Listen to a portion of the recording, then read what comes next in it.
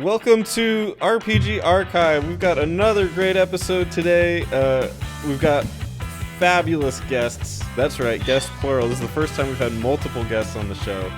First off, we have ConsoleKev. What a mistake you've made. He's got a great Twitch channel. Make sure you check it out. And he has his own podcast, the Frenemy Fire Podcast. How are you guys doing on there? We're doing good. We actually just switched to live shows because we've learned we can't find a day to record and then edit and then get things out. So we're gonna see how that adjustment works, but mostly becomes a giant clusterfuck of us figuring out what's going on. Well, it's cool because you get to read the chat with it too, right? It makes it more interactive, yeah. So not bad. We got Teddy here from Majora T. Hey, Spence, long time no see. Hey, you know me. They come around. And you were also button mappers compatriots. Yes, let's clarify that. Button. Button not mappers. the butt mappers. That's another channel. Oh, man. Yeah. That's after hours. And then of course my real life friend, and we hang out every Sunday. It's your boy JD. It's JD. Hello. I'm a boy. I'm JD. That's all I got. Nothing to plug. That's my boy right there. Yeah, there you go. Right there. You better claim me. You better claim me as your boy. But yeah, I'm happy to be here. Thanks for having me. Ready to be blown away by all the knowledge that we're going to talk about. Yeah. All right. Because today we're talking about Chrono Trigger. If you've been Never watching the streams, I've been streaming that. You're like, whoops, JD. Thought we were doing Warframe. No. Chrono Trigger, of course, is the classic RPG from Squaresoft back in 1995. And we're going to get deep into it. We're going to discuss the making of it and the game itself and the legacy it has left behind.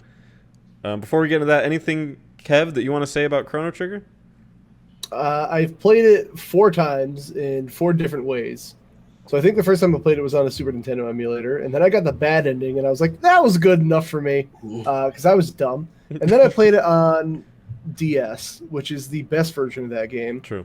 Then I played it on PlayStation 1 when I did Let's Plays on YouTube that nobody watched, and then I streamed it again. So I've had enough time with Chrono Trigger to get it and understand it, and still not be good at it somehow. So whatever. Teddy, how about you?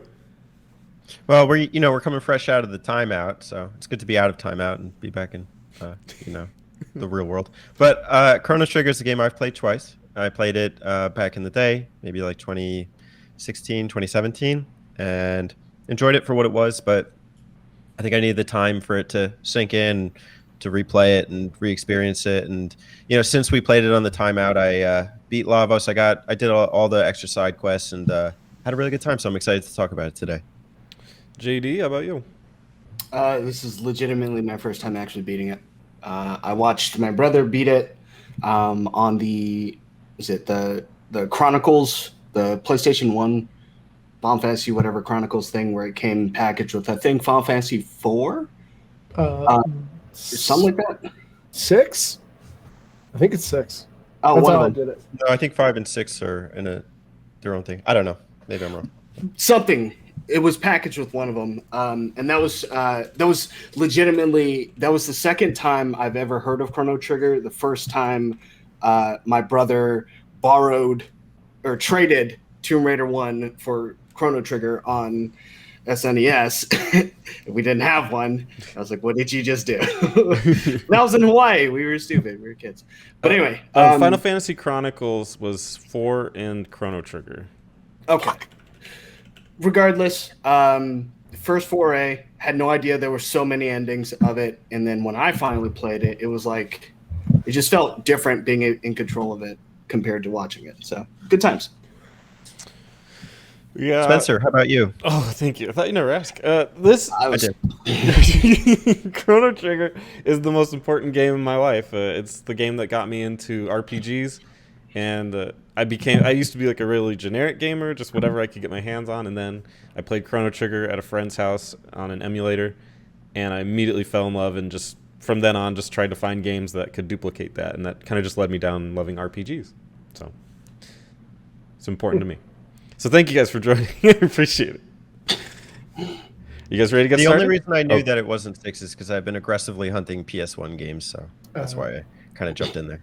Aggressive. Sorry if I sounded like one of those angry video game. Actually, it's with Let me six. just push my glasses up. Yeah, because you guys can't see, Teddy was fixing his glasses when he said that. So Yeah. That's right. all right. Chrono Trigger was conceived in 1992. He was born then.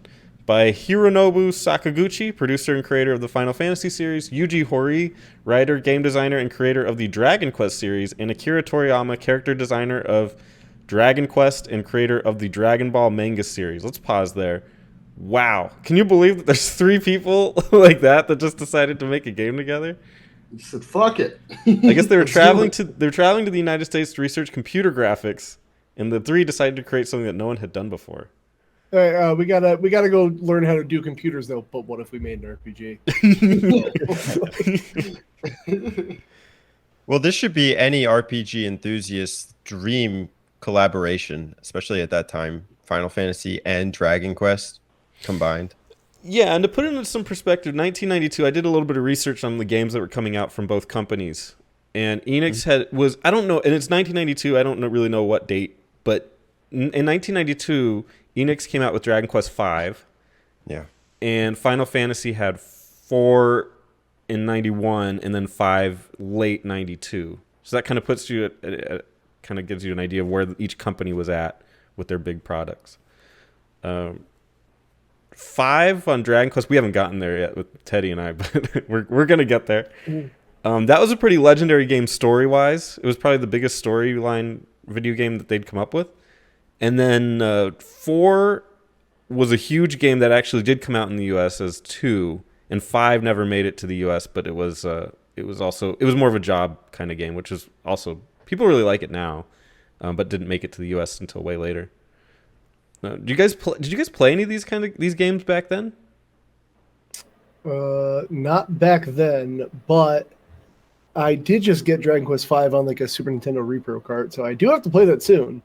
I didn't really get into RPGs until I was like old enough to understand them beyond Pokemon.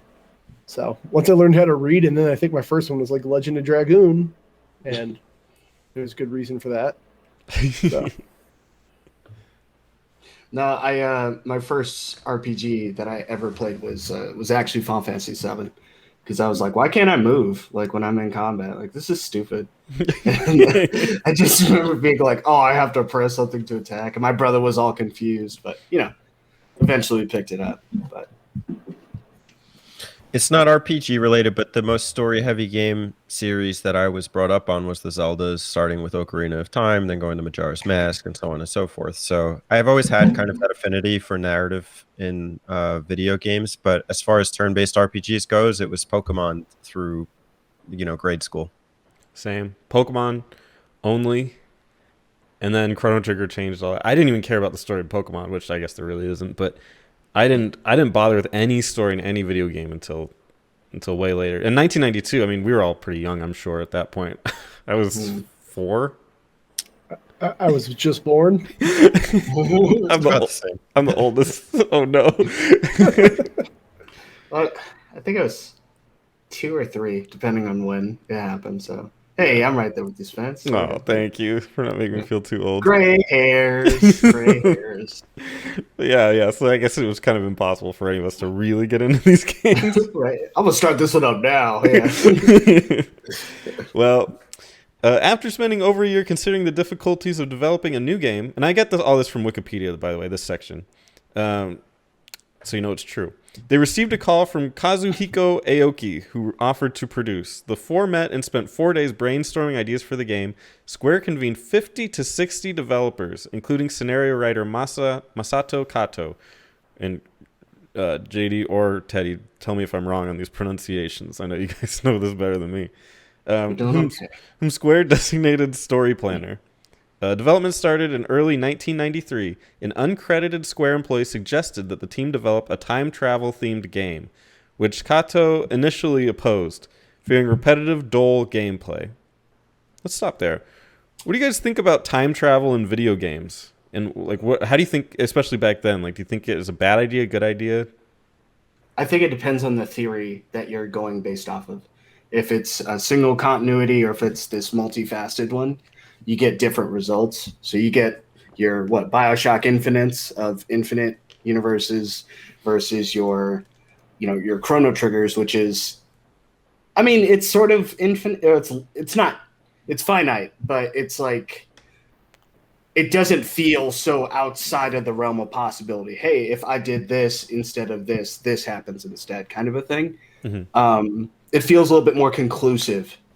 So I would say that I think this is okay for what they ended up going for. In general, though, it's kind of like just an easy way to write out plot holes, which kind of sucks, you know. So. Time travel gets weird to me because of that thing where every kind of time travel story has its own rules. So like you go from watching like Terminator to watching Doctor Who to playing Chrono Trigger to playing BioShock. Like I can never follow the rules. So like every time I do it, I just feel like I just make something up. Like, I don't know, if I kill my dad in this timeline, I'm still alive somehow. I don't know. Like, so normally I get lost when we get into time travel stuff, but Chrono Trigger was like, it kind of kept everything, like everything affects this. And it was kind of easy to follow. The only thing that was weird is like somehow everyone just understood like, oh yeah, you're from the past. Cool. No problem. Like, makes sense. I got my own theories on time travel, but I'll get to that another day. That's great. Holistically, I think it tends to be used as a cliche. So I'm not much interested in, like the grandfather paradoxes. I think that was mentioned in one of these sources. Mm-hmm. But I don't think Chrono Trigger does it in an offensive way. I think it's more so as kind of a vestige for exposition.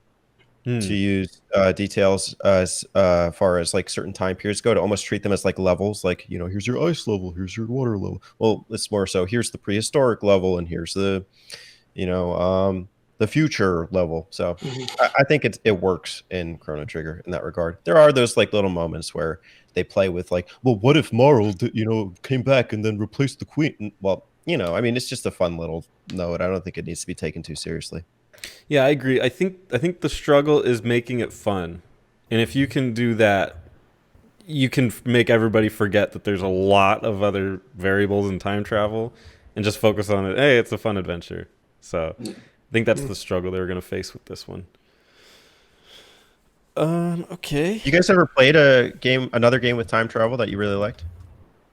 I did like BioShock Infinite. Did, yeah. I did, and then, And then, I mean, I don't hate it. I still like it. I should preface. But another game that I like, that I really love, that was in a time travel. I think it's just leaps and bounds over Chrono Trigger is, Chrono Cross. That's just such all right, I'm putting it. Nobody talks about it. I'm putting it out there is that we are going to be playing Chrono Cross in the future. So no spoilers or no just trying to avoid ruining Chrono Cross. For me, that one has a closer spot to my heart just because I remember that game a whole lot more. So. Oh god, Kev, have you played Chrono Cross just by? No, you know what? So I mean, we've been talking about on our podcast a lot. Like I have it on the PS3 download store, but that's going to hell. So I'm thinking about like I don't have it, and like I just in my head I just got this new PC. I'm like, I wonder if this thing could run PS1. Oh my god, of course. I don't know what your specs are, but yes. Okay, good. Well, like once it gets to like disk emulation, things like are weird with BIOSes and like memory cards. Listen, I'm ConsoleKev. I'm not PC Kev.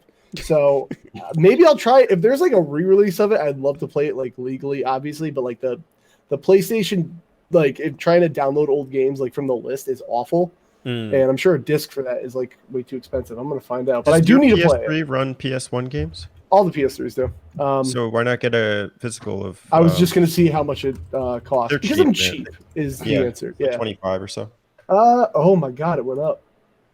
Oh, it's like get that greatest hits one. It's not too bad. Get it now, I'd say. But yeah, I'd get that. I'll buy it loose and I'll just rub peanut butter all over it. I don't care. I think there's the game works. I don't care. Be careful of that. As long as you use jelly as well. Just Yes. nutter butter all over it. You'll be fine. Throw Yeah. a banana on it, you know. Should be okay. Yeah. I've one game with time travel I liked was Time Hollow, which is kind of like a detective murder kind of thing. It's you're investigating the like disappearance of your dad or something like that, and it uses the DS really well. So that one is a game that I thought used time travel in a way that was like I could buy into it, and I enjoyed it. Mm. My picks are all spoilers for the future, so I'm not gonna say that. I've got Spencer's pick. He meant to say Time Splitters 2. I was just gonna say the Time Splitter series. Yo, Time Future Splitter Perfect series is so good. Oh my god. Yeah, that was the one. Yep. That was definitely Watch the it one. back, Time Splitters Spence. is amazing. They need to bring it back. One day. All No, right. they won't. Kato and Hori then met several hours per day during the first year of development to write the game's plot. Square intended to license the work under the Seiken Densetsu franchise and gave it the working title Maru Island. Hiromichi... Seiken. What's that? Seiken, sorry. Hiromichi Tanaka, the future producer of Chrono Cross, monitored Toriyama's early designs. The team hoped to release it on Nintendo's planned Super Famicom disk drive. Remember, this is 1993. The team hopes to release it on Nintendo's planned Super disk drive, where Nintendo canceled the project. Or when Nintendo canceled the project, Square reoriented the game for release on a Super Famicom cartridge and rebranded it as Chrono Trigger. Tanaka credited the ROM cartridge platform for enabling seamless transition to battles on the field map. That ends that little section. We're going to get more into the disc part. That is a huge part of the DNA of this game, is the original intention for it to be on a disc. But what can you believe? This is supposed to be the Seiken Densetsu, also known as the Mana You're probably series. right. It may be Seiken. I don't know. What your guess is good. Whatever. Than mine. So your guess is better than mine, honestly. So that is supposed to be the Mana series. Did you guys ever play and when you look at it, they kind of look similar. Did you guys ever deal with the Mana series at all? I did I Secret did. of Mana. And then I get these two mixed up all the time when like I hear the words like Chrono Trigger and Secret of Mana. I'm like, which one is which, right? Shit. But like, yeah, no, Secret of Mana is good. I did Sword of Mana. I know a friend of mine did Secret of Mana beforehand. Someone even suggested to me the Mana series yesterday. In fact, I wonder who it was. But yeah, It was me. all along, Austin. It was me, Austin, all along. Yeah. All right. Was Let's talk about in the early development. I found an interview with some of the creators. They had to move from a 24 meg ROM size to a 32 meg. And Kamada says, at first we were working with 24 megs, but in the last half of the year, we suddenly increased it to 32. The increased memory wasn't for programming. If I had to say, it was used mostly for extra music and graphics, adding branches to the tree, so to speak. Our space for graphics doubled overnight. Kato says, yeah, the majority of it went to graphics. Some was used for scenarios, events, and some extra dialogue. Kamada says, I think about 6 to 8 megs was used for graphics. Set pieces can be done. At the playing stages of a development, when your mindset is much more conservative with regard to memory, you can't really create elaborate set pieces and scenes, so that 8 megs came at just the right time. Tell me, what do you guys think of the graphics of Chrono Trigger when you just think about how it looks as compared to the other Super Nintendo games? I mean, I don't think they necessarily stand out in any way. It just looks like another Akira Toriyama art piece, but I mean, I think there was a lot more going on, like background, like a lot of the Mode 7 stuff and the scaling was more impressive than just like the standard sprite art, really. That was the biggest thing for me. One of the most notable things about Chrono Trigger is really this blending of active time battle with standard RPG mechanics, and so just seeing the animations on screen of attacks and characters interacting, which I'm sure we're going to get into a little more here. I think that was what was impressive for the time, and it's all kind of seamless. Just this idea of like walking up into battle, and it's not like a cutscene like with the fade transition or something into battle.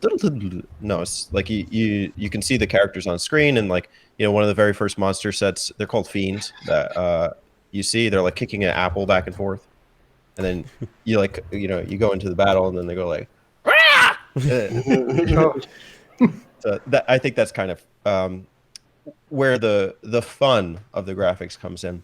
But I think there's also something about they had to like scale down a lot of their ambitions between pre-release and release. And so I think some of the things that they had hoped for weren't fully expressed, but we're still there. So, but I generally I think it's a seamless display of SNES graphics. Yeah, it's I think the most important thing that I think about, because I didn't have too much of a reference point. Obviously growing up, I didn't really touch on SNES too much at all. Really, it wasn't until I was much older. But I think the thing that I can appreciate is the intent still got across with what the characters' actions and their, like, if they were expressing themselves, it's still whatever they're pantomiming, I'm able to be like, oh, okay, cool, I can understand what that is. And I think that's kind of the most important part to me, is just being able to keep up with what's going on. Yeah, the animation's great, the sounds are good, hey, he did Luminaire, all that stuff, and that's cool. But personally, the fact that I can follow it even after all these years, and we're in this age of like graphic fidelity and that's unreal, and being able to come back to this and still be able to be like, okay, hey, I can appreciate this. I think that's more a testament to me personally now. So that's actually a great point about the like the special abilities and stuff too. It almost blends like that kind of fantastic nature of the Final Fantasy with, like, I think of like Link of the Past. It's like what does he do? He like swings his sword, fires an arrow across the screen. Okay, but this is really impressive as far as like in the battle sequences. Seeing Cyclone for the first time when you get like the the special attacks from Chrono, it is pretty fantastic in that kind of like over the top, perspective. The when it goes to the graphics, when you guys are talking about the battle scenes, that's actually, maybe I'm getting a little ahead of myself, but when it comes to those battle scenes, they're all so predetermined that, like, when in my first run through the game, like, I kind of felt like I was always appropriately leveled, because like the game kind of wants you to do these battles in certain parts, because it wants to be like, look, these are in these set pieces and you're in this environment. It kind of, I see where they're going with it, but it kind of makes like grinding annoying, because then I'd have to like leave a screen, come back, and then it wants me to be in that area to like fight these same things. And you can make the argument that random battles are also annoying, which I get, but if you're trying to grind and like going from one screen to the next, like, it's such a little annoyance, but it's like, I have to go to the screen. And if you're in an area with no enemies, then you gotta like really walk your way back and then come back in. And if you're playing on the PlayStation 1 like I did, I didn't hate those loading times, because I really thought they were exaggerated. But this playthrough, I had to grind a bit because I've played this game so many times. I was like, I know what I'm doing. But then I got to a point where I hit a wall. And then grinding sucked. Like, a lot. Yeah. Discussing the graphics, I'm always amazed by this game. I guess maybe because I'm older than you guys, and this is somehow why I'm jaded and why I don't think my opinion on Chrono Trigger matters as much, is because I'm just so, like, it's like my child almost. But when I was playing Super Nintendo, there weren't games that looked like this. I mean, you could say Donkey Kong Country had that sort of realistic look, but that's kind of a different graphical style. RPGs especially didn't really look like this, although 6 looked really good. But Chrono Trigger had a lot of multi-layered effects. So you would have, like, if you were in the jungle, you would have trees in the forefront, and then you could like walk under them, and then the map would be underneath that. And there's kind of a dual layered effect going on that was really, really beautiful, and they did shadows really well. And then they also introduced those beautiful background set pieces that remind you of like what they're going to do later with Final Fantasy 7, 8, 9, and just pretty much all RPGs on the PS1, where you have the really beautiful pre-rendered backgrounds. Those little things, I always look at Chrono Trigger as like almost the grandfather of that, and them trying that early. It's some really fun statistics, I guess, according to them, to Tokita, whoever that is. You could fit 4 Final Fantasy IVs into this cart, which is pretty impressive. They're all the same size cartridge, you silly. That wouldn't work. Well, he's obviously a silly Billy, so. That's a terrible joke, sorry. What do you guys think of the fact that this was originally intended to be on the disk drive? Is this basically a PS1 game, or the attempt to make it a PS1 game, and then they had to scale back? I mean, I can only know by the end product we looked at, but there's nothing on here that I'm like, wow, this should have been a PS1 game. I'm like, this is fine as a Super Nintendo game. I mean, they ported it like no issue. They clearly like it seems like they had some kind of intention, but yeah. Personally, I think if it had gone with being on a disc, it would have been to the detriment of the game, because I think it's in that sort of sweet spot. I've talked about this before with you guys, but pacing wise, leading all the way through the story for the most part, paced very well up until you get to the point where they're like, hey, now there's just a ton of side stories to do. So like part of me is like, would there have been more continuation at that point with these side stories maybe meaning a little bit more, being wrapped a little bit more in the narrative kind of a thing, instead of you could do it if you want, or you can, just go try and beat the game kind of a thing. Personally, I'm okay with what it was. I'm more of a fan of a game not overstaying its welcome. So if it was bigger, or if it was on a format in which you could add more to it, probably the most I'd want to see is more maybe visually. I don't even know about like the music's good too. It's like, how are you going to knock that? Would you have gotten the same sort of results? It's such a what if situation to me that I kind of feel like it's just better not even thinking about it, I mean, let's face it, Chrono Trigger is basically Breath of the Wild. It released on the end of the SNES life cycle, and then also on the follow-up system, the PlayStation 1. Breath of the Wild invented video games, man. More or less. That is a running joke on my channel, but people over exaggerate how good that game is, and I love that game. Yeah. But fuck, man, people really. I mean, obviously it's a joke because the PlayStation and the Super Nintendo are separate companies, but Right? Yeah. I mean, all respect to Breath of the Wild. Well, I always kind of bitterly compare it. I have a weird spot in my heart, place in my heart for Final Fantasy VII, because it's like this game was kind of in the same development cycle, and it was meant to be on a disc drive. Whether that was the PlayStation or not, that's different story. But it was supposed to be on a disc drive, and it's like I almost feel like Chrono Trigger is like you were supposed to be the one, like you were supposed to be the guy that came over and was like the savior of RPGs in the West. And they're like, we got to put it on the Super Nintendo, and it's like, oh darn. This is some real Anakin versus Obi-Wan vibes.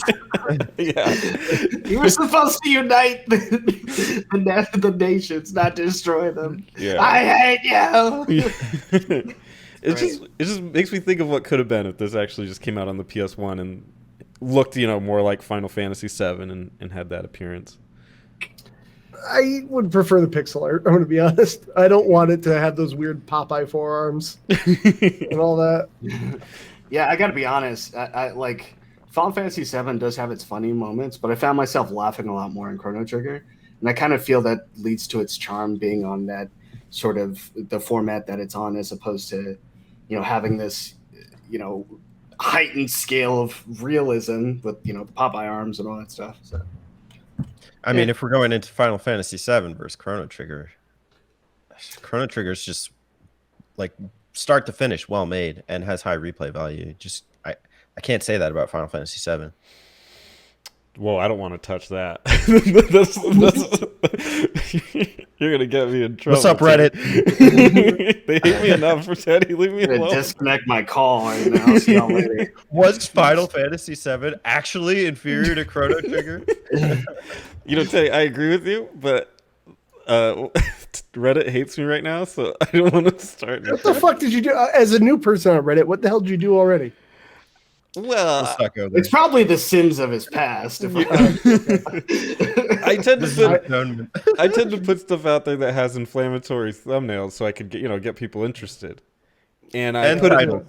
in titles, and I get people. I posted on Reddit where it's like they're like I put it on fan sites on Reddit. So it's like I'll put things on Dragon Quest fan sites where they're basically you have to go in there and gush about Dragon Quest. And I'll say, was Dragon Quest 3 a failure? And I'm just throwing the idea out there. Maybe it was a failure. But these people if you insult Dragon Quest, which I'm not, but if you insult Dragon Quest or say anything slightly negative, they get mad. and then they just say nothing. They just yell at me every time I go on there. So I'm learning if you put anything that isn't like feeding people's egos on the internet, oh yeah, it ain't good. That's why I was taking that Twitter break. I was like, oh, boy, I gotta get out of here for a bit. it's a bunch of children. It's pretty amazing. But I never apologize for being you, man. You ask those questions. yeah, I'll be the guy. If you only confirm biases, then you get no traction. So like it almost kind of pushes you to err towards controversy. But very rarely I do get a good discussion on there about it, though. Usually when the people that actually watch it are like, oh, you know what, I kind of agreed with you on that, even though everyone else on the thing. But it's like 1 out of 10. It's pretty bad. Yeah. All right. I'm ready to talk about one of the more famous things from Chrono Trigger, which is the music. Chrono Trigger was scored primarily by Yasunori Mitsuda, with contributions from veteran Final Fantasy composer Nobuo Uematsu. How'd I do on that one? Uematsu. Uematsu. Okay. And one track composed by Noriko Matsueda. How'd I do on that one? All right. Just yeah, I don't want to insult people. my ears.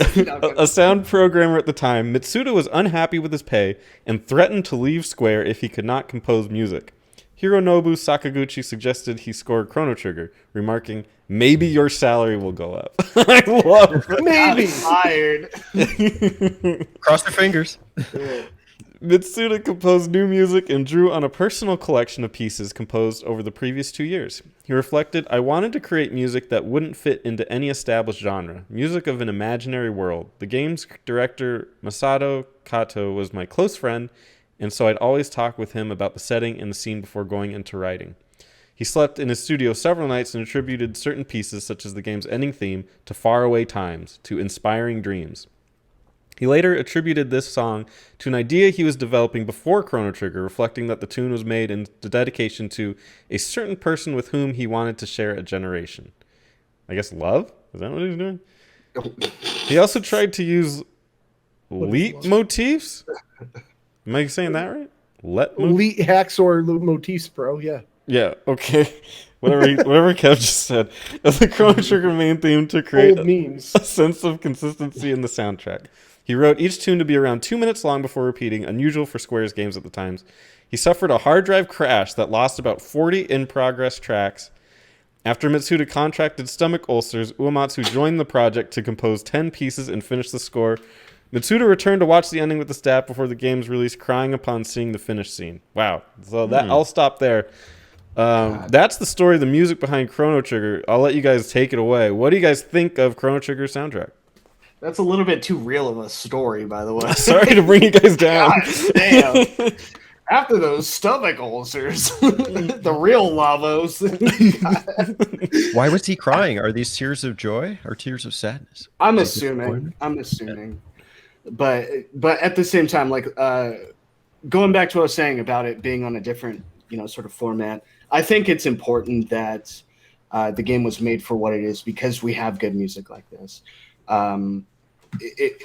Regardless of people's, I guess, taste in preferring music of this generation, or if they prefer music for their back or for their head when it comes to their game music, like there's a couple certified bangers, all right, in this, and I'm not going to deny it. And I feel that if anyone says like Chrono Trigger is just has horrible music, I'm like, dude, you ain't paying attention. You're ignorant. You just don't realize it. There's a track in here for everyone. Is really my point, and you're gonna find it one way or another. And I think that's so rare nowadays. Usually, you get one or two good tracks, or even with a lot of gaming that we have now, you don't even pay attention to it because nothing reaches out to you. There's a reason why Nobuo Uematsu has the background that he does, or the pedigree that he does, or just the reputation in general, is because people know when he's doing music. And I think that's sort of a lost art now. So it's unfortunate. I also think the music is really iconic and that there are a lot of certified bangers. I would like to play devil's advocate a little bit in the sense of maybe the desire to create a track for everybody leads to an end product where maybe they're trying to appeal to too many people at once. For instance, in one of the songs I don't particularly like is like some of these lullaby style things, like in the intro sequence. Dun, dun, dun, dun. I can't imitate it very well, but I almost feel like those kind of disrupt the mood, and also the application of some of these tracks. Like they play that ominous spooky theme at some times where it's not always the most ominous thing going on. They use it well sometimes, they don't other times. You know what song I'm talking about? There's a bunch of lullabies like that where I'm just like, SNES music. I actually love that nothing does song. it. All right then. Puts it on at 9 p.m. before he goes to bed. I get him my blanket. Oh, let me just snuggle my Chrono doll. Clock the lights off and everything. Good night. Oh man. What was the track that you were talking about? The creepy track, just so I'm aware. You talking about every time you try and open a chest? Travel part in the beginning where Luca sets it up, and then Marl suddenly jumps in, and then she teleports back. Mm-hmm. They play like that, like something bad is about to happen music. I don't know the name of it. I couldn't tell you. I mean, but I just think that it is super varied, which is good, but it also leads to maybe consistency issues throughout the game that that I found a little jarring. And again, it's nitpicking. It's not the end of the world, but it is the end of the world. I too would challenge you, JD, for a separate reason. You said that they were the songs are iconic, certain ones, and I agree. I didn't say they were iconic. Frogs.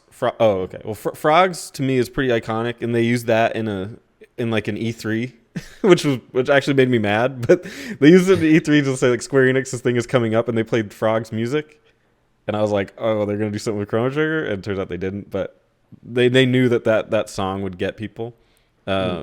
So there's certain songs I really really like, but I also think about Chrono Cross and how I know we said we wouldn't talk much about it, but goddamn, that soundtrack is incredible. And it's like I appreciate that we have a really really I think really really good soundtrack in Chrono Trigger, but it's all the Super Nintendo style MIDI soundtrack. If that were orchestrated or had the ability to be orchestrated or they had those tools at their disposal, part of me is like they could have come up with another Chrono Cross soundtrack, which to me would have been a net positive over this. But I get it. I mean, for a Super Nintendo soundtrack, I don't know if you can do any better. I don't know if there's a better soundtrack out there on that console. But part of me wishes that it was orchestrated. Well, at that point, we get too much into the what if kind of thing about it. You know what I mean? And I feel, much to my point earlier, is that they knew the material, they knew the limitations of what they were sort of working with, and they created something that was still good. Chrono Cross, moving into that range, knows what they're working with from the music standpoint, and is aware of the tools that they have to obviously create more certified bangers. So it's just really like you stay within your skill set and you make the best possible product from what you have. If they were going to say that the sort of disc format, I don't know if we would have gotten the same sort of like classic themes this time around. Maybe we would have. Right? It's huge what if, but you're using different tools at that point, You could also say the Chrono Trigger OST is the foundation for the Chrono Cross OST. But, I mean, to that point, finishing Chrono Trigger and then, being familiar with the soundtrack and then going 1 hour, 2 hours into Chrono Cross, I was pleasantly surprised with some of the tributes. Kev, what's your thoughts on the score for Chrono Trigger? Best one. So I would probably say that or Final Fantasy VI is the best soundtrack on Super Nintendo. Maybe up there with Super Metroid, but that's like very specific. Chrono Trigger, every song is a banger on that. I do wish when I played the PS1 version, it was like they did do an orchestrated thing because you have that CD quality like music now. But in a weird way, like once music started becoming more orchestrated, it kind of lost its identity to me. And now it, like we said before, it kind of just sounds like music. But when you hear those MIDI files, you're like, I know I know what this is. Like, I know what game this is from. Like, oh, the PS2 on, you show me a song from a game, I'd be like, oh, I don't know what this is. So they use the Super Nintendo to its maximum potential, I'd say. That's a really good point. Is that the MIDI style? I mean, there's a whole retro community that's just obsessed with that kind of music, and I guess it lives with that. It lives in that realm of popularity. Yeah. Before we move topics, I just want to give you guys a quick listen shout out. If you get like an hour or two, I would check out this fan project, Time and Space, a tribute to Yasunori Mitsuda. It's solely Chrono Trigger and Chrono Cross fan tracks, and it does have that kind of I guess more orchestrated sound. So it's worth a listen on Can YouTube. confirm. I heard one of the tracks earlier. As JD would say, it was a banger. As everyone except for you is saying. A banger compilation. It's a banger. All right, let's get to the Banger release. smash. The release of Chrono Trigger was March 11th, 1995. Believe it was everywhere. Well, America and Japan. Believe. Let's talk about the sales. Worldwide sales, and this is according to which one is this one according to? VG. Who did this one? Tim. Just Tim. Well, I'm getting it from the Chrono Trigger wiki. I think it's VG charts, I would guess. And I just want to confirm for you while you're getting that up, the release date is the same for the Super Nintendo, March 11th, 1995, Japan, North America. Perfect, thank you. I believe it's VG charts. I think they're pretty reliable when it comes to physical, and I start to stop believing them when it starts becoming digital sales. So luckily this was from 1995, so I think we're pretty safe. How so? We know Sega was doing some experimentation, but that doesn't apply to Chrono Trigger. All right, so in 1995, Chrono Trigger worldwide sales was 2,310,000 copies. Japan was 2,030,000 of those. God. America was 289,000. Wow. Slow to catch on, I guess. Yeah, I mean that's the whole story of RPGs in the West until Final Fantasy VII. We hate RPGs. Yeah, all of them. Burn them all. You know what it was? Had to wait for Dragon Ball Z to kick off, and then they're like, "What's that art? Oh my gosh!" And then there you go. See, big brain thoughts right here. Not just a hat rack, eh? So at the time, I mean, you have games like, I mean, the Super Nintendo is basically peaked out. It's at its peak of every game it's going to get. It's had Final Fantasy IV, and I'm talking about in US. It's had Earthbound, and it's had Final Fantasy 6 or 3, and 4 was 2. And in Japan there were a lot more, but I'm talking about specifically America. What's the state of RPGs at the time? We talked about Final Fantasy 7 where is going to be where it explodes, but a lot of people think that these are the pinnacle of RPGs. What do you guys think about the PS1 versus Super Nintendo? PS1. Yeah. Immediately. Yeah. No. I'm not even being biased. I agree. I think people say Super Nintendo was like an RPG machine for those games that you listed, and then when you ask them for others, they're like, Zelda's an RPG, I promise. There was just more, I wouldn't even say quality, but there's just more choice on PlayStation 1 for whatever type of RPG you want to play. Where like Super Nintendo has the ones people know, and people really barely go outside of those borders, Oh, well, just as a quick comparative, we came off the Dragon Quest. They had to give away copies of Dragon Quest 1. Like, they couldn't even get this thing off store shelves. Dragon Quest 3 had a total North America sale of like 90,000. It's a third of this. So, I mean, it's baby steps here, but it is improvement. But it's also disappointing because it's a combination of the Final Fantasy and Dragon Quest. So you'd hope that like it would have that same kind of appeal. I know like ActRaiser was a really popular Super Nintendo game. I'd be curious to see like how that fared in comparison to this. I don't know. Yeah, I totally agree with Kev when he said that PS1 is definitely the RPG powerhouse here. Super Nintendo wasn't really an RPG powerhouse. It just happened to have a couple RPGs that are really phenomenal.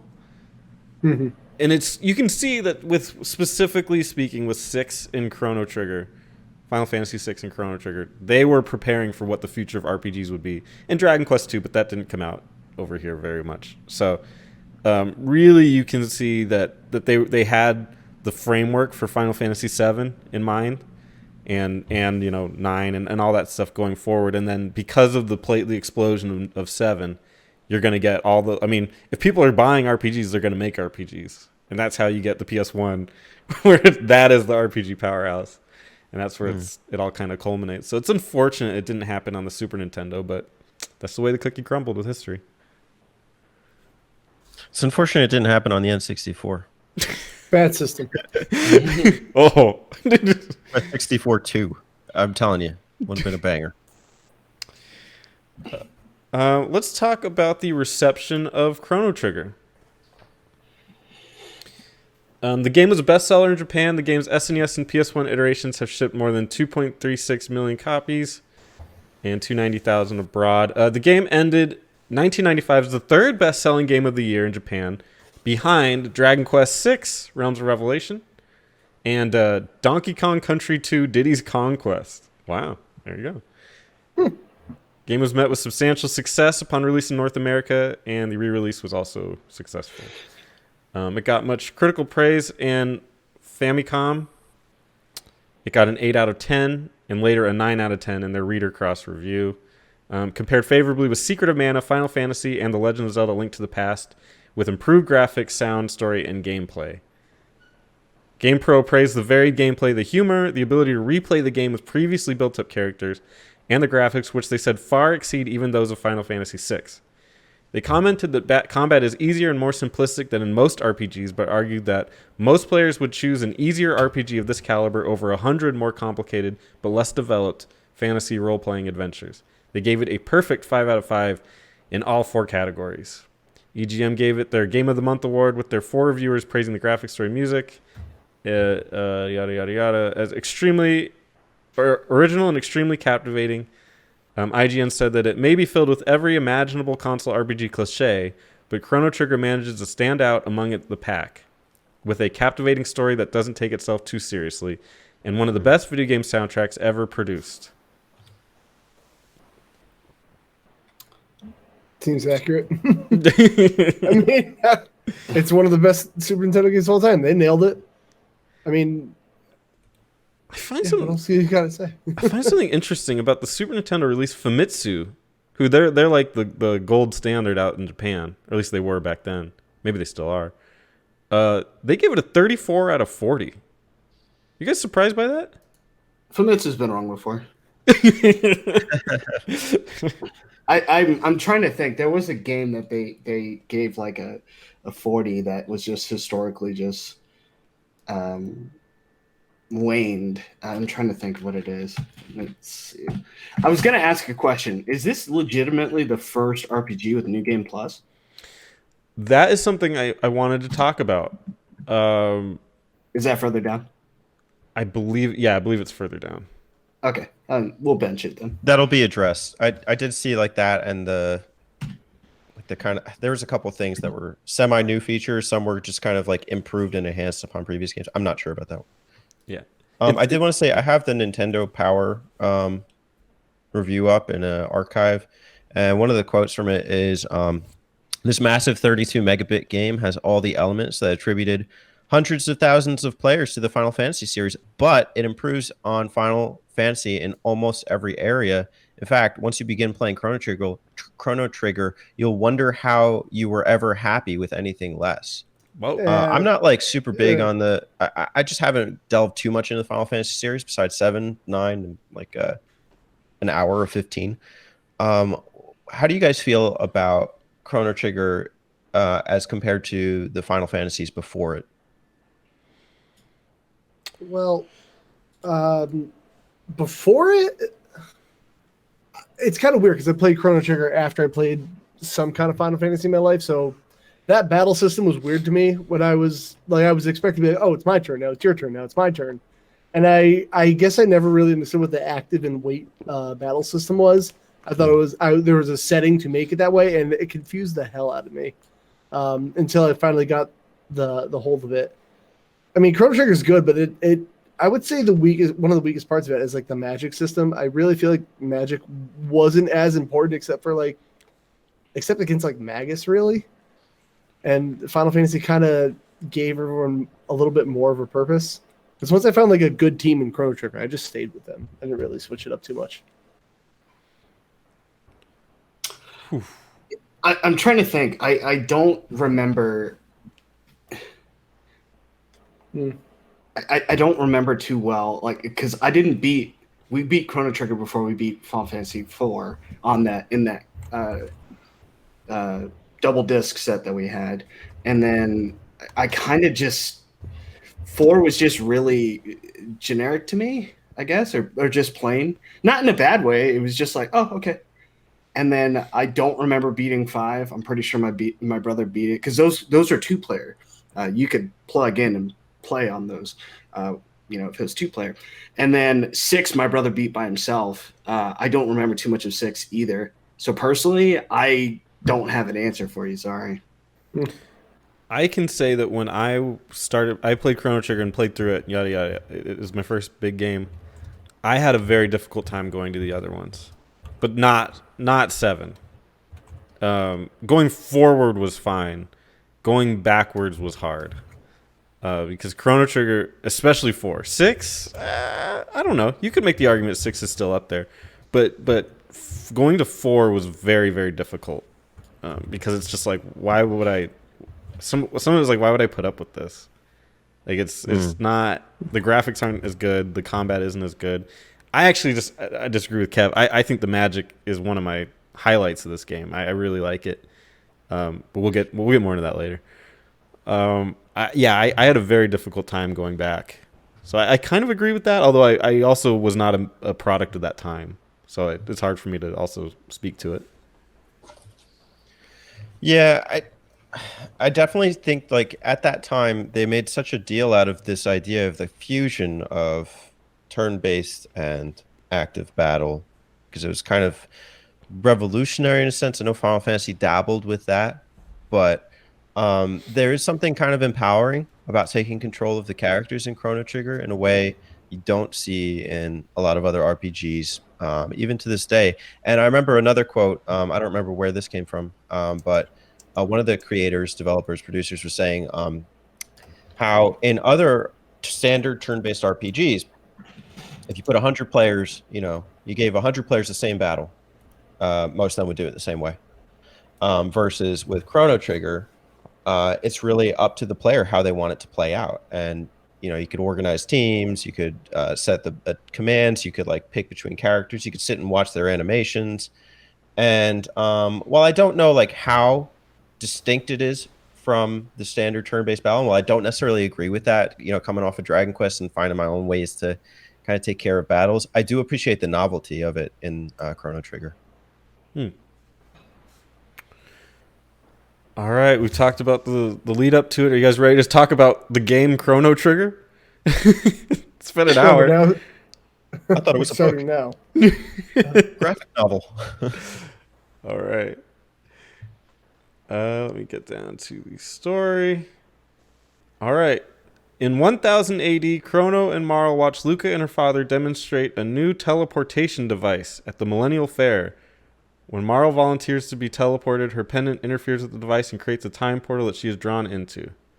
I'm getting this from the fan site. So the basic plot of Chrono Trigger is you're a boy, your name is Chrono, or whatever you decide to name him. I'm sure some of you have been creative there. And wait, hold up. This is one thing that annoys me about this game. I hate that the game is called Chrono Trigger with a CH and then Chrono's name is CR. And that fucking annoys me every time I play this game. Anyway, go on. Yep. That's a weird thing. It's like, because I guess Chrono is obviously time. And so they're like, we can't name the guy Time, so we'll just take out the H. They named an elf boy Link. Like, why not? Thought it was Zelda. That's a very good point. I'm glad you brought that up because it always stuck in my mind that his name is Chrono with a C, and the game is Chrono. Can you fit characters in the names? Does any character have more that's than why it's CR. Oh, then that's why. Okay, that makes sense. It's just a character. Well, they should have planned better. Put one more stupid. whatever in there. That's very Yeah, you can have interesting. 7 characters in a party, but you can't have 5 characters in a name. What's up with that? It was a memory thing. That's why they're pushing the limits. So. Yeah. Yeah. We had to cut back somewhere, so we cut 1 character out. Make it 33 megs. Yeah. But yeah, you're Chrono and you're swole as fuck, and you decide to go to the Millennial Fair and you end up in a time traveling adventure. It does have a pretty famous beginning sequence where they're like, "Wake up, Chrono," and then the lights come on. What do you guys think of the beginning of Chrono Trigger? I didn't really think it was all that special. I guess I'm the exception. I'm so used to that, dude. I've seen countless anime. When that shit starts off like that, I'm sorry. I'm just so used to it. So I was just like, oh, okay.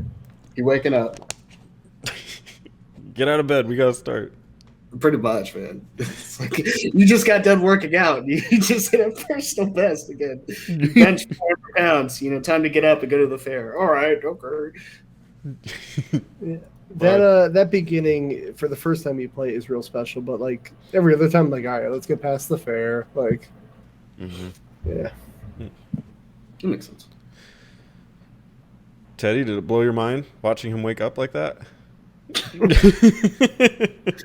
And that awesome music. I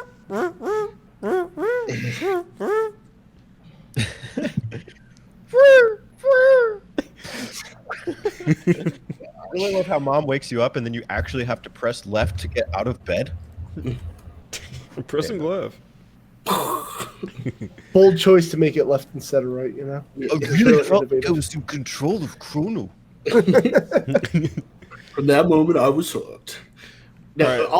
all jokes aside, just to me, I didn't feel special, but I can understand people really appreciating it, just because it's like a different way to tell the story, maybe a better way, maybe a more humble way of starting things up. So, Well, let's talk about Chrono a little more. Believe it or not, they were discussing whether he should be a silent protagonist or not. Sakaguchi said, "This team is the same group that's worked on our earlier Final Fantasy games, so collectively, there's the spirit among us that we work on Chrono Trigger that this is going to be the next step in the evolution of Final Fantasy." Katase said, "We argued a lot with Yuji Horii over whether Chrono should speak or not." It's funny that he also spelled it with a CH, or at least this person did. Horii said that the protagonist of an RPG must never speak. And at Square, opinions were divided on the issue. We eventually decided to go with a hero who doesn't talk. But once that decision was made, it greatly changed the way we were constructing the event scenes. Aoki said, "Yep, Chrono can't just jump into a conversation now. It lends a different mood to things compared to our previous games." Tokita said, "I think both approaches have their merits. When you choose to make the protagonist speak, just by doing that, you've given him a definite personality." Aoki said, "And that causes the player to take a stance on whether he likes or dislikes this hero. At the same time, if you make your hero do bad things, players will hate him. That's why protagonists in most RPGs who do talk have mostly had bland, inoffensive dialogue. From that perspective, I think there's a definite advantage in having a protagonist who does not speak at all." Katase finished, "Definitely, it's a fact that by having the hero not speak, the player can more easily get invested in the game. That was part of the thinking behind our decision." Silent protagonists, plus or minus? Good or bad? I think it's a little bit too early, personally. Well, no, let me rephrase that.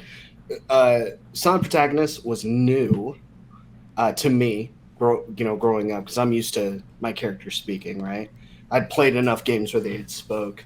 So it was interesting. I did not understand, at the time, why he wasn't talking and why the conversation was still going on. It's like he didn't say anything, but Luca's acting like he's talking, and I'm just like, this doesn't make sense. I get it now, but I could have sworn Chrono has, like, on an ending, he says like 2 things, right? Or he has like 2 lines of dialogue where he says something. He might, and I just forgot. It's just entirely after the game is over, but it's kind of one of those things where I'm okay that he doesn't talk because he can. It's so hard to explain. I'm okay with him not talking, and I think it's okay. I remember you mentioning that gesture when Frog slices open the mouth, and then Chrono looks at him and goes like, "Nice." Like, what would he say there? Nice. Bro, cut that shit. Yeah, great. Be like, dude. I don't know. I don't. I love Yuji Horii. I respect him. I respect the creation of the Dragon Quest series, and I think they're a masterclass in narrative telling. And I love the characters, and I think one of the ways that it shines in Chrono Trigger is that the other characters stand out that much more. I will say, I got this quote about the translation of the game. Hironobu Sakaguchi asked translator Ted Woolsey to localize Chrono Trigger and gave him roughly 30 days to work. Lacking the help of a modern translation team, he memorized scenarios and looked at the drafts of commercial players' guides to put dialogue in context. And later he said he wished he had like 2.5 months to do it instead, but he was still happy with the end result. I think, given like the lack of like a super effective translation team here, they did really good. And I just love the context, the setting, and it's more about that than it is about, Chrono's individual dialogue encounters. And I don't, it doesn't matter to me because I care about it more as the story of a guy who travels through time to experience these different things. And I think that is told well in the sense of like, you understand that this guy is part of this team. And I don't think it communicates in the same way that Dragon Quest tends to, or even Pokemon. I think Pokemon does really well with this, where you feel like a boy on a journey, and it's less about you being like fleshed out and like having distinct characteristics. Chrono's got red hair, man. This guy's already standing out. Like, you're already like, you may be making assumptions about him versus I think in other games with silent protagonists, they do it better because there are less assumptions to be made. It's more so, okay, generic slate, I could fit into this role. I don't know if I'm making sense there. I'm trying. Kev, what's your take on these silent protagonists? Do you think they executed it well?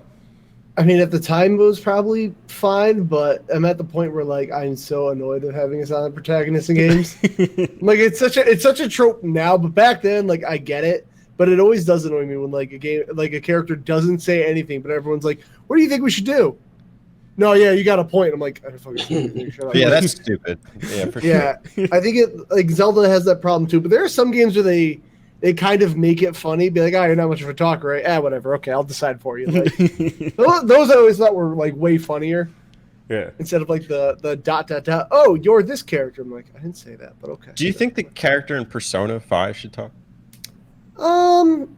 Yes, solely because you choose his dialogue options, so like in that way, I feel like he's talking. But that's fine because I'm making the decisions and like then it's working out for me. Like when he needs to talk, I decide. But otherwise, like if you're gonna make him talk, like I feel like a predetermined dialogue is the best way. My thing is he's so flashy. It's like why not just give him the voice options, and then you could even like hear the dialogue after you select it. Yeah. So I think that's a missed opportunity. I think Chrono is just so dull at the end of this thing. Like, I mean, yeah, there's moments where it's like he died and whatever, but it's even missing that little like kind of like, dialogue selection option. I don't know. If we look at it, like almost immediately we have Final Fantasy VII coming out. So, you get your example of a silent protagonist that could have been silent, but they chose to give him a voice, and he became one of the legendary characters of all time. Is Cloud. He has the Cloud Shrug. I think he had more of a story to tell is the other thing too, because like if you look at it from Chrono's standpoint, Chrono gets we're talking spoilers, right? Like we can talk about Chrono gets killed, you bring him back, he's just gonna be like, all right, let's do the thing. That's it, like that's all his character really is. Yeah, sure, again. But couldn't you have made his death more impactful if he had more of a character behind it? Well, I mean, with those anime cutscenes, yes, that is more impactful than just he's standing in front of Scala, whatever, right? But at the same time, though, the character is made up of the things around them, right? Like their past and all that stuff. Like, there's not even really any exposition into the relationship with his family. It's straight to the fair, and that's kind of it. So he didn't have a story to tell. So due to that reason, don't talk. Because all you're going to say is basic stuff. Every single character has more of an interesting story than Chrono does. Not to his detriment. Chrono keeps things moving forward.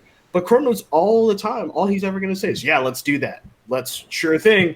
Man, you really split that mountain open. Who thumbs up? No, he didn't even thumbs up. He nodded. You split a mountain open, and he goes, Yeah. That's what cool guys do, man. Excuse me? How did you do this? You were gonna give up? What are you doing, Frog? You know, like there's so many things at that. Chrono's like, I trained you well. Right? I'll take credit for that. I made that sword that for you. That's what I would have done. Yeah. So I kind of feel like if the character doesn't have anything to contribute, it's fine anyway. And he didn't have anything to contribute. Yeah. So I agree with that. Interesting. Oh, what do you guys feel if there was one sentence you're going to highlight there, it's got to be Yuji Horii arguing that the protagonist of a story must never speak. Yeah, that's wrong. Like That Yeah. I like that. how do you guys feel about that quote? I don't think in game design you should have absolutes like that because the purpose is to be creative. You're restricting yourself already by going, this is a universal rule. Why? Because some arbitrary reasoning that you've deduced. You're barely moving into the heyday of RPGs, and you're just like, nah, we don't do that here. Like that's so, it's so lame to me. And to be fair, I mean, this could be a translation error. Like it Nah, might not fuck be that. never, but it might not be must never. But yeah, I mean, to the point of arguing against that, obviously the absolutes, like otherwise, if you would never play with the genre, you never have these things. I mean, it's not the norm for me that the protagonist in an RPG speaks. Of the ones I've played, they tend to be silent. But coming from his background, I think he understands why, in his cases, it wouldn't have worked as well. I like that the story kind of falls on you by not speaking, and so it helps you internalize that perspective. But I understand too that sometimes it would just be better to give the damn character a voice. Yeah, well, clearly we're at Dragon Quest 11, and he don't speak, so usually Horii has a rule. He has not changed his mind on that one. But no, I agree with you. I think I like another comment on here that it says, that's why protagonists in most RPGs who do talk have mostly had bland, inoffensive dialogue. Kind of like what JD was saying. He's like, let's go. Like, we'll do it. Well, okay. I think if you're going to add dialogue to your main character, you better make it good. Because that's the character that the person's going to identify with. And if you do great, you have Cloud. Who, I mean, you could argue good or bad or whatever, but at least he's iconic and has, a coolness about him. Or you could go the Tidus route. Or at least in my opinion, I don't like him. Titus speaks very well, thank you. But like, it's Man weird of to be culture. like, yeah, I mean, he's fine, but like, isn't it weird to be like, I am the grandest hero in the world. I have saved this world from it, and my default like expression is like, he just nothing. Like this grand hero has never once spoken to the people he saves. He's just been like, "What's up?" Like. That's too much. Like, how can you have like a grand hero that has no personality? Like to me, it's weird. Are you interpolating Chrono as that hero? Kind of, yeah. He just seems like when to me when characters don't talk and the characters like don't recognize he doesn't talk, it just seems like, hey, here's this dipshit that saved the world, I guess. Like, and he just seems like an idiot who just fell into this like role. Like, I guess I'm saving the world. All right, then, like, like I feel like a hero has to have some kind of like gusto to him. Well, I don't believe that he didn't talk with his party at any point. He's a young boy, and so in that sense, I don't look at him as like that kind of archetype, super machismo guy, even though he's super built in the cutscenes. 13 years old like that? Nah, you can't do that. However old he is, I don't care. It's ridiculous. But I also agree in the sense that there was conversation missing. Like it's just not present. And so if there was to be a flaw for Chrono Trigger, I would say that Chrono's just not fleshed out. He's he could be more personable, let's just say, rather than, his My thing, I mean, that's its own question. Well, two questions. One, is he actually speaking? The game just isn't telling us, which I believe to be the case personally, because his mom is probably like, why am I even talking to that boy? He doesn't even respond. Wake up if you want to, kind of a thing. But the other part too is like when you look at, Chrono and how he's supposed to relate to the player or whatnot. I think it might not be a negative to be like he's not fleshed out, therefore, that's maybe a detriment to the character or to the game. He's not fleshed out because he's supposed to be the avatar. I could see it sort of going that way, but I'm still going to fall back on if he doesn't have anything interesting to say, him being silent is fine, kind of a thing. I think I wish they talked more about that.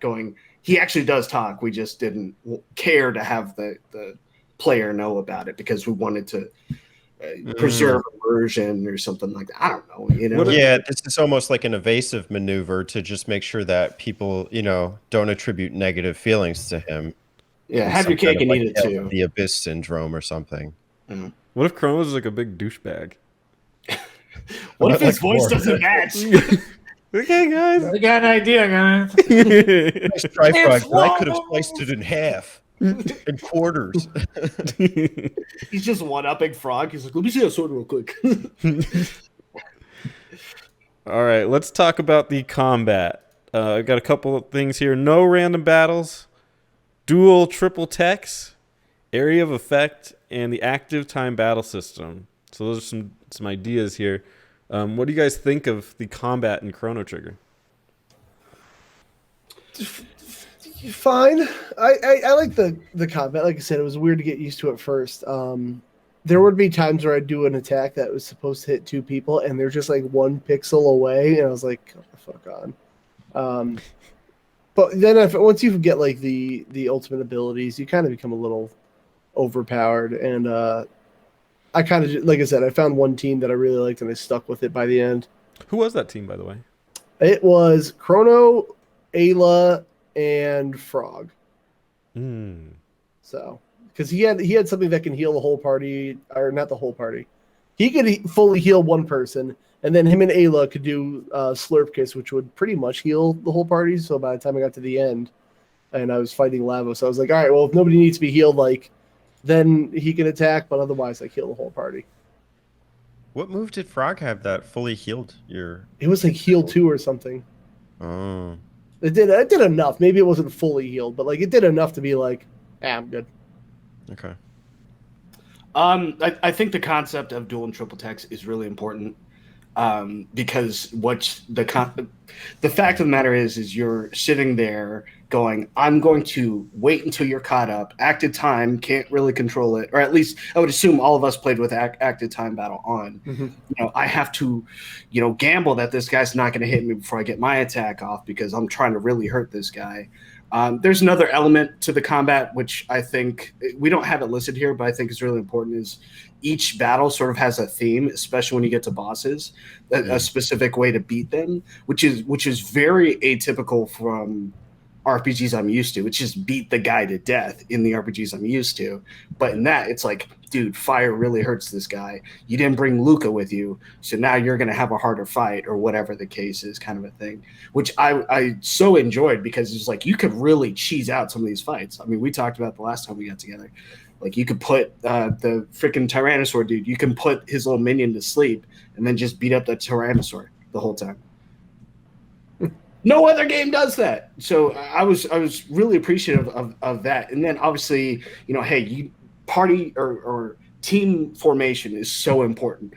These two people have a great dual or triple tech, whatever, but mainly dual tech.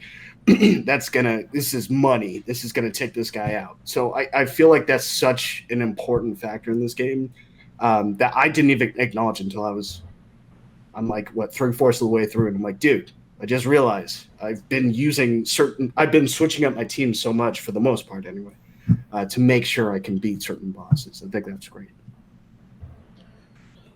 The combat is one of the grandest experiences in personalization, and you can really personalize the experience from your party to your attacks to your combo attacks.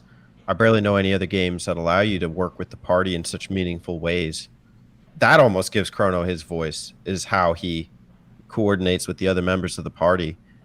And, a lot of these boss battles were interesting and kept me questioning what's happening throughout. I think sometimes, to a fault that they were predetermined in a sense, like what you had to do to take them down. But I I, to the end of the game, was still messing with my party, thinking about what's the best setup here and how do I want to play this. I also love that you don't have to grind your party members that are not being used because they're leveling up with you. And that was really helpful for me later in the game when I found that my party was not useful against Lavos. Yeah, I think the dual and triple tech are the standout of this because everything else. I mean, the active time battle system is cool, but it's 4 and 6. They're doing that already. It's not necessarily new, although it's newer at the time. The no random battles is something that I was shocked that didn't get picked up earlier. Like once this game introduced it, I was like, okay, then why is this not in every other game where there's just like none of that random shit? Like you go straight from that to then Final Fantasy VII. They're like, oh no, you can just walk around and invisible enemies just attack you for some reason.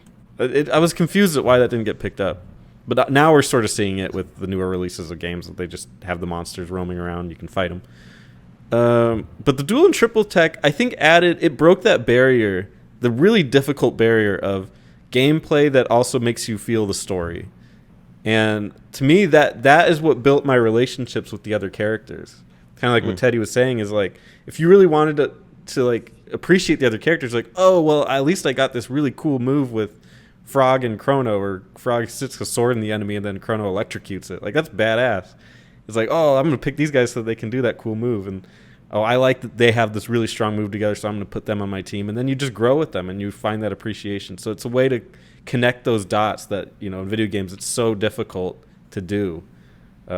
I think that's one of the big parts of it. And so I think the combat fleshes out the story almost. I also found it really exhilarating how the active time battle system worked. I found that when I played Final Fantasy VII, I didn't even much consider it. It just might as well have felt like a turn-based game. Versus in this one, there's different speeds to the enemies, and even to each individual character, how fast they, their gauge rises. I'm not really sure how Final Fantasy implements that, but I really felt the rush to pick commands before an enemy attacked, because otherwise my team might be getting clobbered. And so I started to play with how I organized the attacks of characters and if I even just did standard attacks.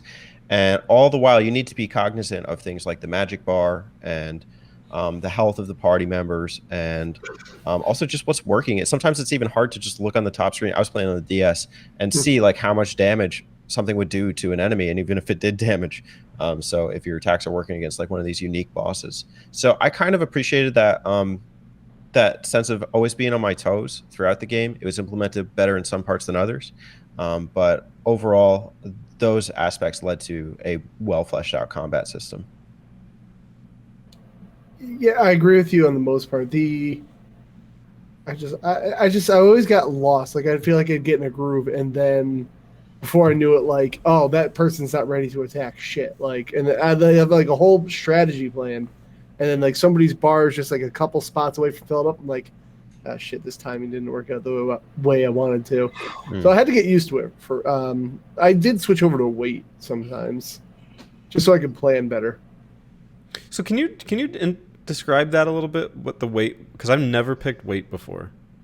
It's almost kind of makes it turn-based game. Essentially, inactive, like people just keep attacking you no matter what, like, even if you're not ready. And wait, it's like, okay, I attacked, and now it's I'm gonna wait for you to do your thing, but like the bar is still gonna fill up like as it was before. It kind of a little more turn-based. Okay, but the speed component still comes in. Yeah. And my thing with wait is I expected it to like just stop the gauge or something so you could like pick that attack. But I guess I kind of understand why it does that, because then it allows you to pick which party member you want to go first. That's cool.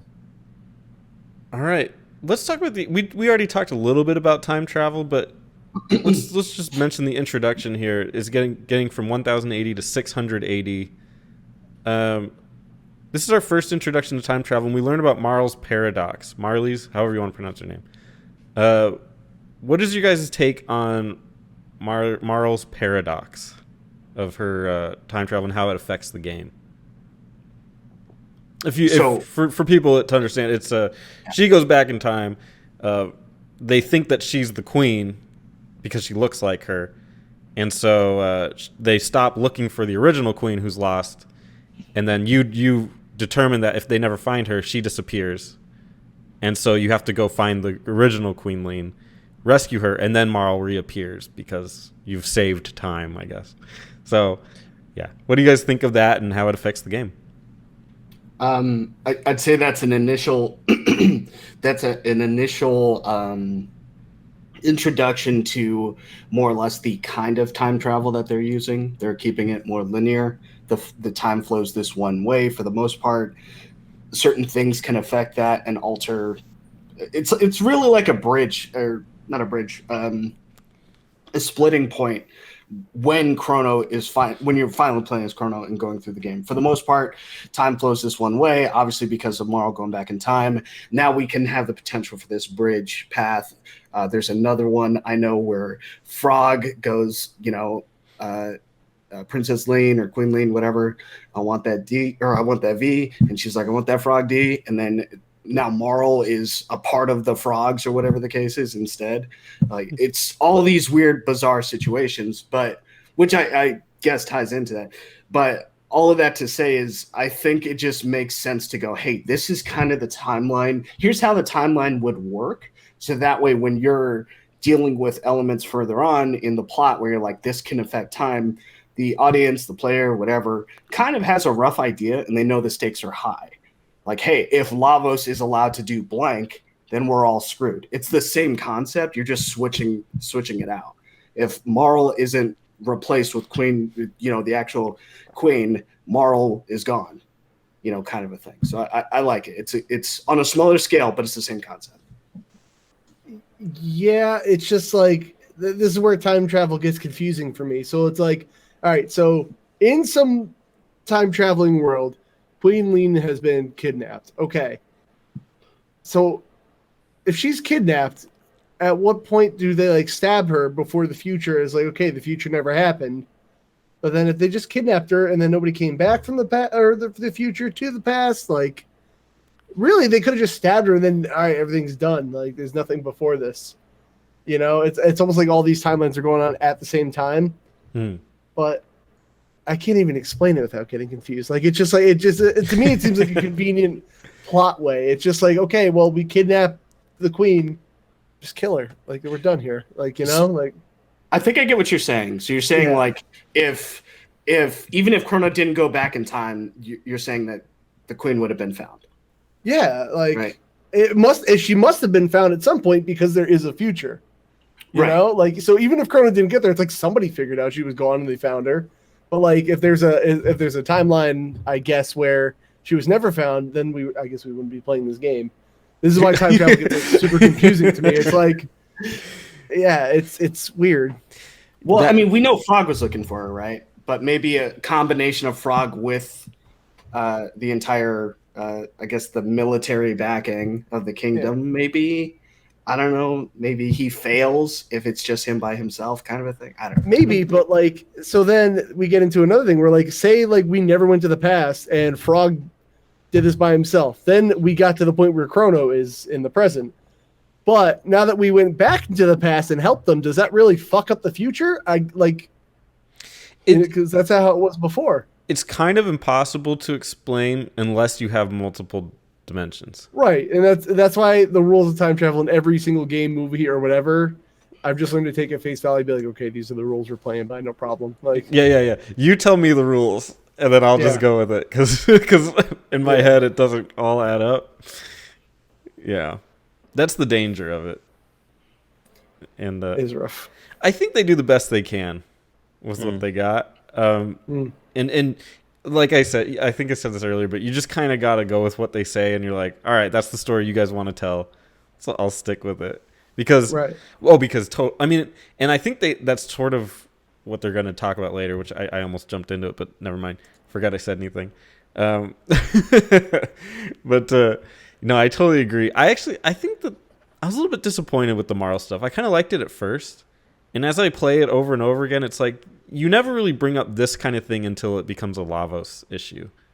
That style of this person will disappear, this thing later will happen. Doesn't really come up until Lavos, and then they do it a lot with the side quests later. But I missed the actual time changing thing. I don't think they really tackle it that much. Well, I would really be interested to know what the differences in translation are here, because you got one guy that translated this whole game, Like a with month. no port in 30 days.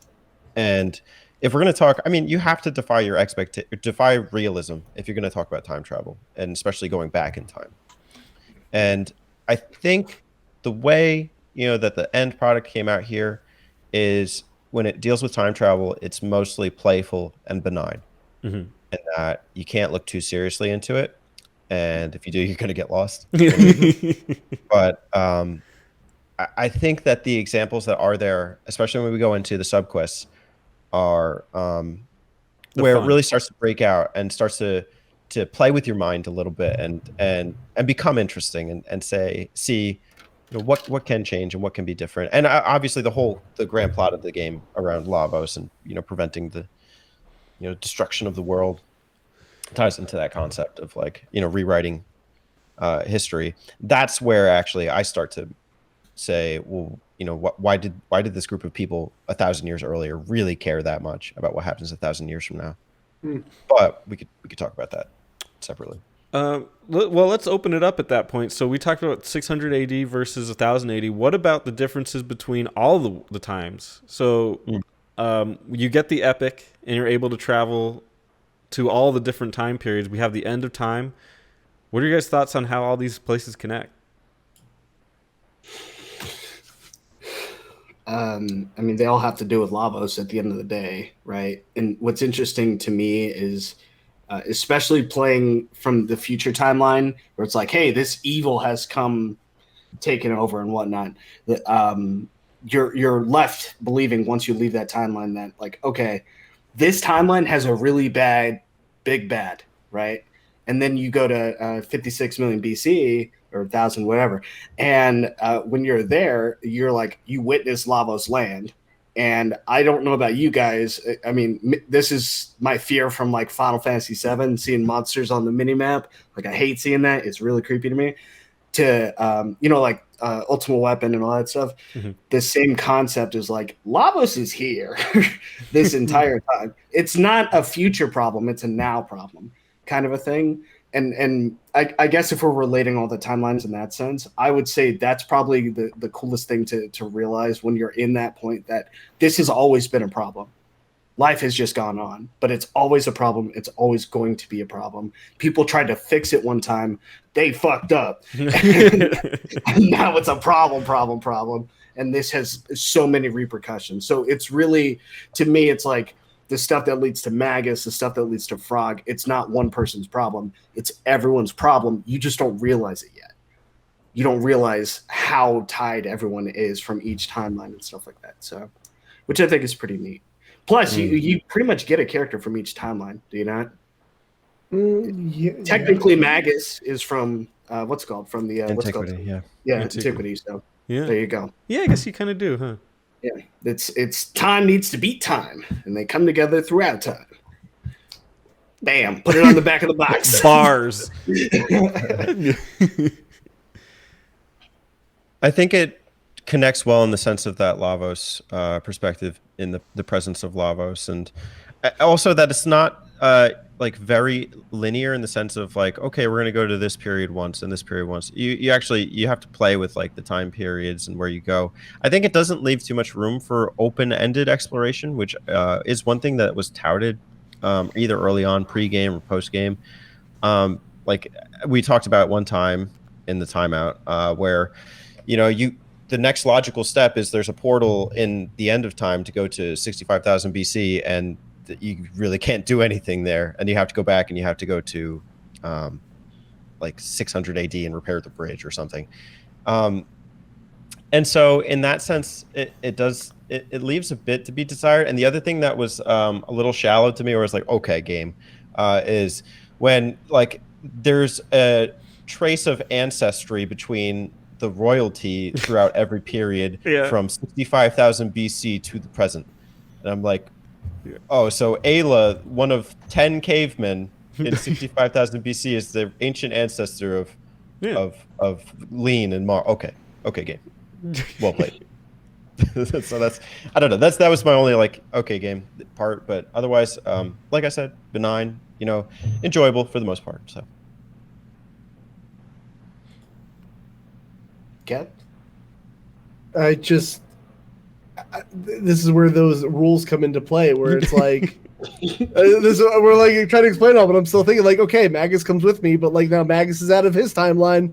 That doesn't fuck anything up. Like now I've taken Ayla, and she isn't where she is supposed to be, and like, does that fuck anything up? Like, time travel is just fucking weird, man. Like, Yeah. it's confusing. Well, also one way that this game operates as well is it operates on the idea that time is on a continuum, which I don't want to confuse the discussion anymore. But I'm already gone. But time. the point is that I looked it up. It's on a fixed timeline. It's always gonna happen, is what they're saying. Well, so if it's always gonna happen, why are we bothering? That's what I'm saying. See, this makes it worse. In relation to the other two, one is multiverse, so you only fixed your universe, and the other one is, I guess, dynamic. Fuck everyone else's universe. Then every small thing changes the time. And what it means is that it's on a continuum, which means that. So if we're here in our timeline right now and we spend an entire day. So today is what? April 11th. So today's April 11th. If we go to sleep tonight and it's April 12th and then we go back 500 years, it's supposed to be April 12th from 500 years ago, not April 11th. And then if we spend a day there and go forward 500 years, it's supposed to be April 13th. Understanding that time is continually flowing forward. So that's what it means. So if an action happened in one time period, it doesn't undo the fact that happened if you travel back to that time. Because you're not Which happens in the ending, too. Right. Everyone's sent back to their respective endings. Respective time periods. Yeah. So that kind of explains how you could have an action happen and then you take the person out and it still that thing happened. I don't know if that helps at all. All right, so I gotta share my theory on time travel, and the only way it makes sense to exist in my world. Like in my way of thinking, like this is the farthest point in time where we are. There is no future beyond this written yet. So like to me, I can only go backwards, and then when things start like pulling into the future, I get all sorts of fucked. But like, so I understand. Like, okay, if I go meet my great granddad somewhere. And he's on his way to, like, I don't know, bump into my great-great-grandma somewhere. If I distract him for a second, like, I've ruined everything, you know? Right. And, like, now, like, it's just taking these characters out of what they were doing and what their plans are. And they're all somehow conspiring to, like, make, certain actions happen. It just seems like one thing is, like, all right, now we're fucked. Like, the whole thing could change. Which I guess plays into the many different outcomes you can get in Chrono Trigger, but... I get it because it's like, how did the original timeline ever transpire anyway without Ayla having any interference? So I get it. One raptor comes by and takes her out, and it's over, That means Chrono would always have had to and interfered, and then it's the chicken before the egg. I get it. Did you ever that's why I get lost. Did you ever read The Sound of Thunder? No. It's a short story about a guy that they choose to hunt. Like there's a special hunt you can do. But they want to hunt dinosaurs. So they take them back into the past and let them hunt dinosaurs, but they're on a ledge and they can only stay on the ledge. And what happens is the guy ends up shooting, but the dinosaur scares him and he falls off and he steps on a butterfly. He's like, whatever, it's just a butterfly, it's fine. And they said, did you step off that ledge? He said, no, I didn't. Everything's fine. They said, cool. They travel back to the future and the world is run by Nazis. So it's the butterfly effect of you do one little thing, and then it extrapolates, and the further forward you go into the future, the changes become more and more magnified. Right, and I definitely believe in that because there's definitely alternate universes, Kevin, that like has made some different decisions. I can identify those points. It's PC, Kevin. It's not. There is a PC, Kevin. I mean, I'm getting closer to him now, but like I don't want to get like too off topic. But there's like so many points in my life. I'm like, if I did this one thing, I'd be in like a totally different spot. Yeah. I think so. I hear that, but I'm also like something that small. I think it would have to be something substantial enough to actually alter it. Yeah. Because the belief of just something that minuscule, I get time is fragile, but the belief of something that minuscule just, I don't know, man. I want to believe. Well, there is impact on the map overall too because of how Black Omen is introduced. Yeah. Which I So love. there are effects Robo's from this whole Forest. process. Yeah. Well, and we have to keep in mind too that it's a Super Nintendo game. No, I treat this like it came out yesterday. I would be so curious if they tried something like this now. Remake it. That would be a fun engine to create that's like changes over time. JD, get on that. Oh, Aye. Whatever you do, don't let Square know. Yeah. I know, right? Cease and desist. Yeah. Yep. No thanks. All right, let's talk about the characters a little bit. I have a little interview. How are the characters created? Sakaguchi says, initially Hori would drop a rough sketch of the characters. The drawings he showed us were really bad. But Toriyama said that was actually for the best. Their lack of detail and finesse meant that Toriyama wasn't constrained by someone else's designs. He had more freedom this way. Frog's character was created in this fashion with Hori handing off a sketch to Toriyama. Who are your favorite characters? Yasayuki said Frog is my favorite. Tokita said Frog maybe. Actually, no, I think I have to go with Ayla. RPGs that have come out recently have been so serious and dramatic, with many serious protagonists who shoulder heavy burdens. Given the prevalence of characters like that, I wanted to try to add a simple character, one who lives by instinct, and those qualities would be good for gags and jokes too. I had an image of Ouyang, Fei, in mind. I don't know who that is. Because there were fewer characters in Chrono Trigger compared with 6, it allowed their personalities to stand out more. This guy's favorite is Robo. He gets healing skills midway through the game. His attack is high. He's very easy to use. His magic defense is low. Masuda said his favorite character is the Bat Monster. I really like that little guy. And then he likes Frog. There's a lot of strange, funny monsters in Chrono Trigger. We kind of let our spirit of playfulness run free, which had been pent up in the Final Fantasy developments. Nomura said he likes Magus, probably because I did a bunch of the backgrounds for his castle. I think the way he runs is cool. Okawa likes the cats. What are your guys' favorite characters in Chrono Trigger, and any standout NPCs or monsters? Frog. Because yes. Frog is just funny to be like, yeah, there's these normal people and this Frog on my team. One of the earlier NPCs when you're in the future, I just remember this guy who's like, you call this money? Yeah, sure, whatever. Like, doesn't even care. Life is so hopeless. He's like, yeah, sure, this is fucking money, I guess. Whatever. I don't know why. I always liked him. That's why she loved the Tobin, Oh jeez. the adventurer. I actually Getting a really pint at the bar.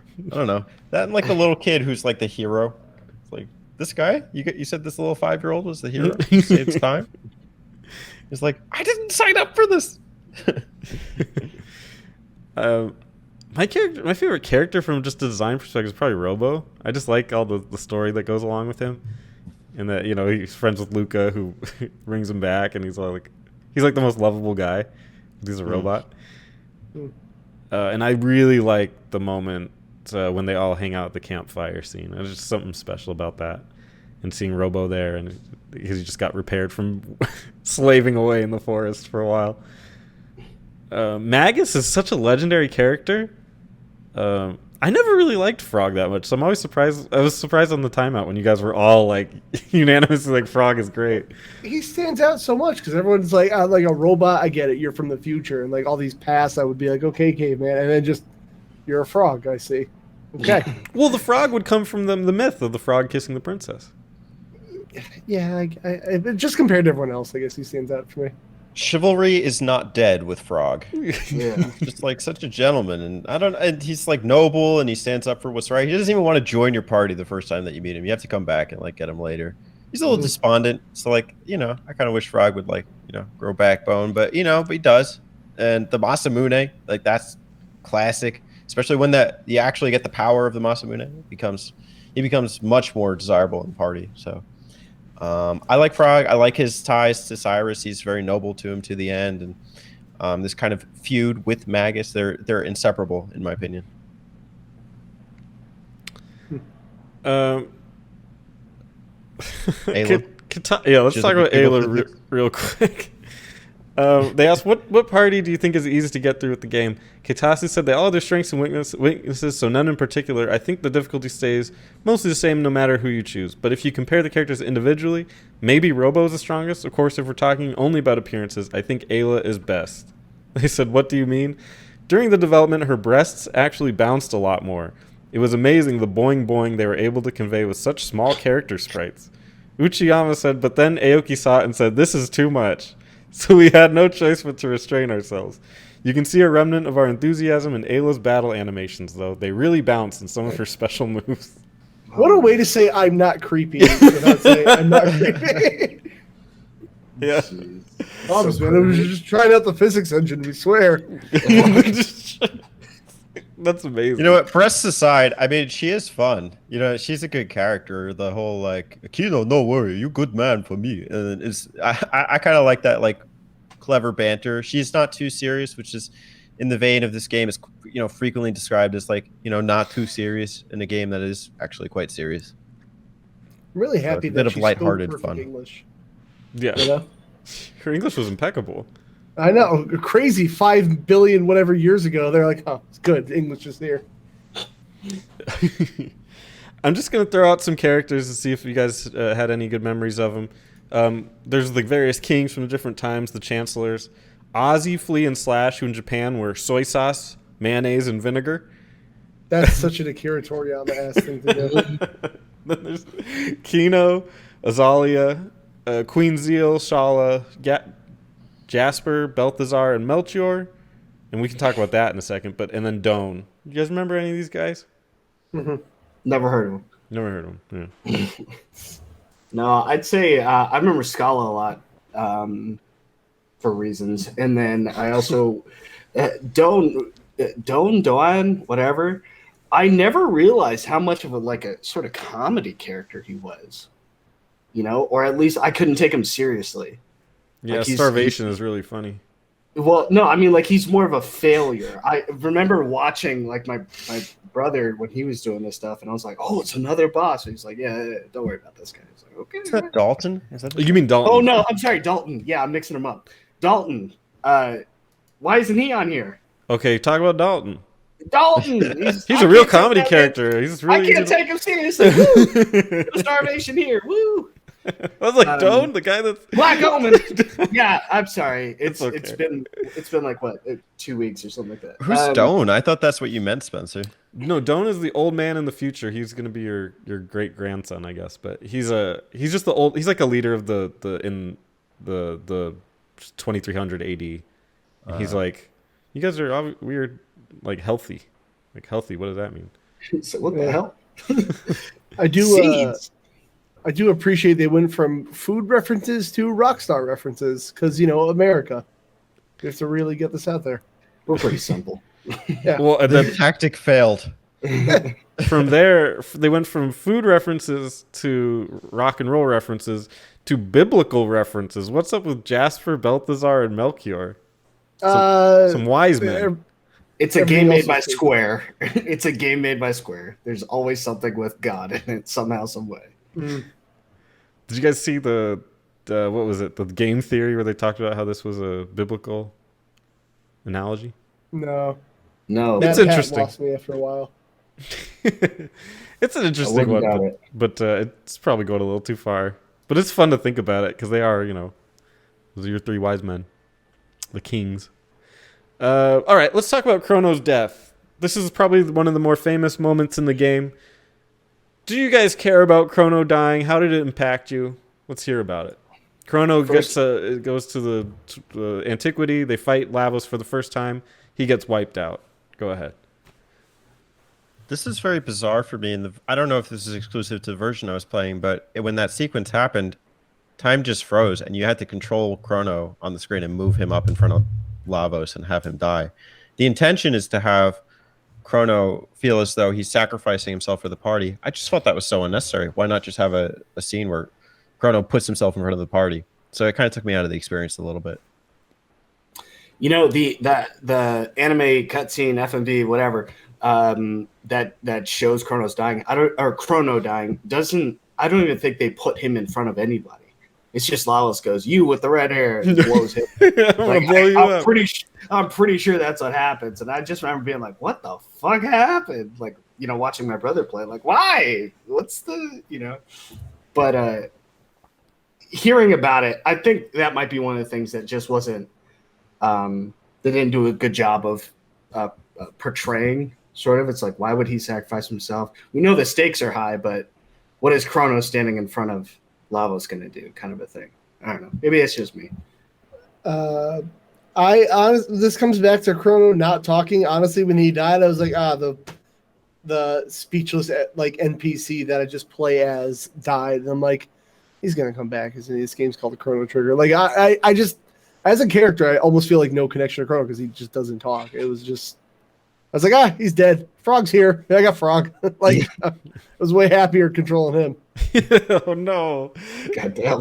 I just knew he was gonna come back. Again, I played this game after like I didn't play it when it came out. It was just like such an RPG trope at that point. Be like, I know Chrono's coming back. Come on, let's come on. Kev said, "Good thing I got the Masamune." All I need is the fucking frog, dude. He's way cooler. Mm-hmm. What that tongue do, anyway? I would say it's what, like, it was rare. Maybe not on Dragon Quest. I don't know. I've only played 8, but to have your main character die was kind of a big deal, regardless.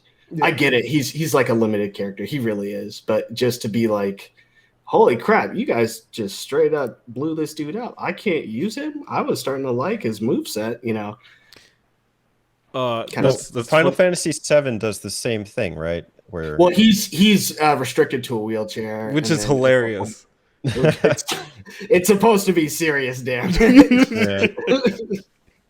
But yeah, it's sort of the same vibe, but it's a breath of fresh air when you get him back, and in both senses it applies. So it kind of makes you feel like, hey, we've gone on this journey. I like the character. Like with 7, it's more of the character development. With Chrono Trigger, it's like, thank God I can use Cyclone again, among other things. Them stats. This is great. Let's get you this rainbow sword, buddy. Watch you print everything. Yeah, I think just with how powerful he was, and he was just a staple of my party, it was a big blow to me on my first playthrough. In looking back, I agree with Kev that maybe they could have spent more time on him somehow. Maybe kept him silent, I don't know, but given him something more, where I would have been like, no, he still has to do this, or he never got to do this, or something that made it more tragic. As it was tragic for me just because I had so much invested in him as a character, but as a playable character. But as a character, story-wise, yeah, it was kind of, looking back, it's just kind of whatever. It just is. I feel like every death in an RPG, like any character that dies, they just need to feel more weighty. Like the reason, like, I'm gonna spoil Final Fantasy VII for somebody, but the reason, like, oh come on, wait, am I really though? For somebody? No, you're fine. All right, like Eris has like some weight to that game. Like she's important, and like you never get the sense that she's going to die, even though Cloud killed her, not Sephiroth. But like she's important to that game. So like it feels impactful when she died. She had a personality, and like you were using her in battle. And, like, yeah, you're using Chrono in battle, but it was just like, again, he's just a dirtbass who doesn't speak. Like that's just, I don't know. I feel like I need more like character investment to like really feel their death. I'm with you on that. Yeah. That's a me thing. I wanted to get into the second half of the game. Oh, can I just push back before you do? Oh, go. Yeah. I had to think about it like for a second. I don't know if it's because I played Final Fantasy VII late, and I knew Eris died because of years of spoilers. But it just didn't hit me because Eris was, I don't know, I found her a little more generic and maybe one of the less preferred characters in the game. She's very like girly girl, and so I had made those associations of I don't really like her as a character. If Tifa died, I'd been balling, but it was Eris, and so it almost goes back to Hori's point about, well, if you're making negative assumptions of character, it's not going to impact you. But I do think that the flip side is because up to that point, Chrono was so underdeveloped, and suddenly it's like from a narrative sense, you pull this guy who who maybe you made no associations with over the course of the game, it didn't quite hit in the same way. I think if I had seen more of those moments of Chrono empowered and doing things and little things, it may have made the scene more impactful. But I do think from the narrative sense, it does work in the sense that it spruces up like just what's happening. It's unexpected. Who'd have thought you'd lose Chrono at this point? Yeah. And you could finish the game without him.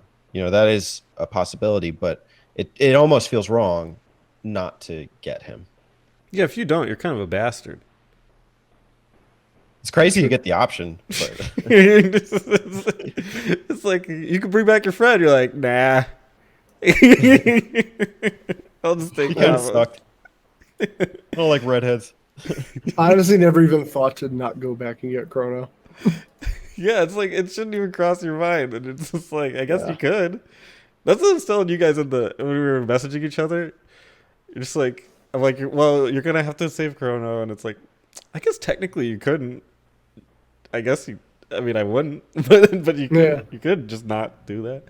Let's talk about the second half of the game a little bit, but I want to start off with this quote from Ted Woolsey, who you said you quoted earlier, did the translation. And they asked him a question: aside from the basic differences in languages, do you experience a lot of problems when you're dealing with distinctly Japanese cultural points or cultural references? And he said, oh yes, and a lot of the problem lies with the basic expectations of the game player. Japanese RPGs come from a textual background, from short stories, manga, and novels. In Japanese literature, typically, the need for a strong beginning, middle, and end is not that great. The Japanese tend to savor the episodic elements of an adventure. Brief jaunts off on side quests, which bear no relation to the main game, are welcomed in Japan. But here in the US, and I guess in Europe too, players tend to react like, now what was all that for? What a waste of time.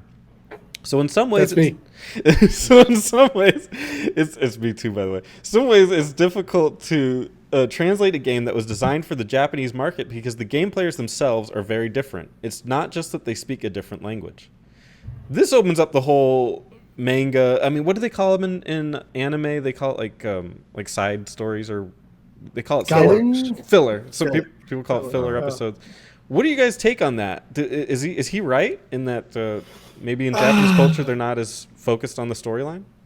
When it comes to anime, filler is just more for the sake of generally catching up with the manga, or giving the manga time to progress or whatever. Because historically, when proceeding past the manga, anime has failed or not done as well, I should say. So I don't know if filler would really. I guess they like it, but that's all I was gonna say about that. Can I quote something else this guy said? Yeah. Woolsey later reflected that he would have preferred 2.5 months and blames his rush schedule on the prevailing attitude in Japan that games were child's toys rather than serious works. So it kind of is contradictory in a sense to what he's saying here, in that they treat these as works of art, because he said that they're not. He said that like they were treated as toys. So I don't know how to read him here, but if I'm going to address, whether I appreciate being able to go on side quests and how they're implemented, I just think it is done well in Japan and with some of these Japanese RPGs. With regards to a lot of modern Western RPGs, I don't know. I don't know that it's weird because, in Oblivion or Skyrim, I do want to know. I do want to know the lore, and I do want to know what happens. And I do look at it as opportunities to get emotionally invested into a world and characters and such. But you got to have the foundation there. I think Chrono Trigger does pretty well with it, in the sense of like, yeah, you could just avoid some of the sub quests and stuff, but really they are rewarding once you actually get to experience them. It may not be the first thing on your mind. The first thing on your mind might be like, well, I really just want to take down Lavos right now. But once you get to experience it, they are good. They do add to your understanding of the story and the characters, and enrich it in the sense that, it was good before, but now it's like, okay, Luca, I didn't know you were holding that inside. I would argue the side stories, not everyone, moral, are actually pretty good. Robo's I really enjoyed. Luca's I think was probably my favorite, just because of like how serious it is, the subject matter that they use, and things of that nature. It just feels so out of left field for her, being sort of relegated to the side or whatever the case is. I get what they're saying about the episodic thing. My same argument, I'll still say it now. I wish that stuff was blended a little bit better, but it becomes a question of how would you fit it in, kind of a thing. Maybe that was an issue. But when they're referring to like different, I guess, levels of satisfaction that us gamers get versus Japanese developers, it makes you really wonder about the games that were created in Japan that had a Japanese audience that translated real well to an American audience. Like, what are those exceptions, and why is that like okay? Like Metal Gear Solid, right? I mean, obviously it has an American audience or American influence, but has a already established Japanese audience. Our first Metal Gear Solid, well, not our first, but people's real, generally first Metal Gear Solid, for instance. Would you call that episodic? I think it's more themed, maybe not episodic, where it's like, all right, we're done with this portion of the story. This means blank or whatever. That's sort of an interesting thing to say. I agree with Teddy. I'm not sure how to read it because it sounds like he's saying two different things if we're taking both of the quotes into consideration, because it's like, well, you know, they value just the day to day, and there is like anime that's like slice of life anime where it's really just basic stuff. It's like an episode of Seinfeld, like literally nothing happens, or just very limited stuff happens, and then you have this anime that like things are happening like every, you know, you could get like an Attack on Titan sort of thing where it's just like there's a lot of shit that happened in one episode kind of a thing. So it's strange. I don't think it's like that nowadays. If it was like that, that's a very archaic way that Japanese developers used to treat their consumer base. I don't think it applies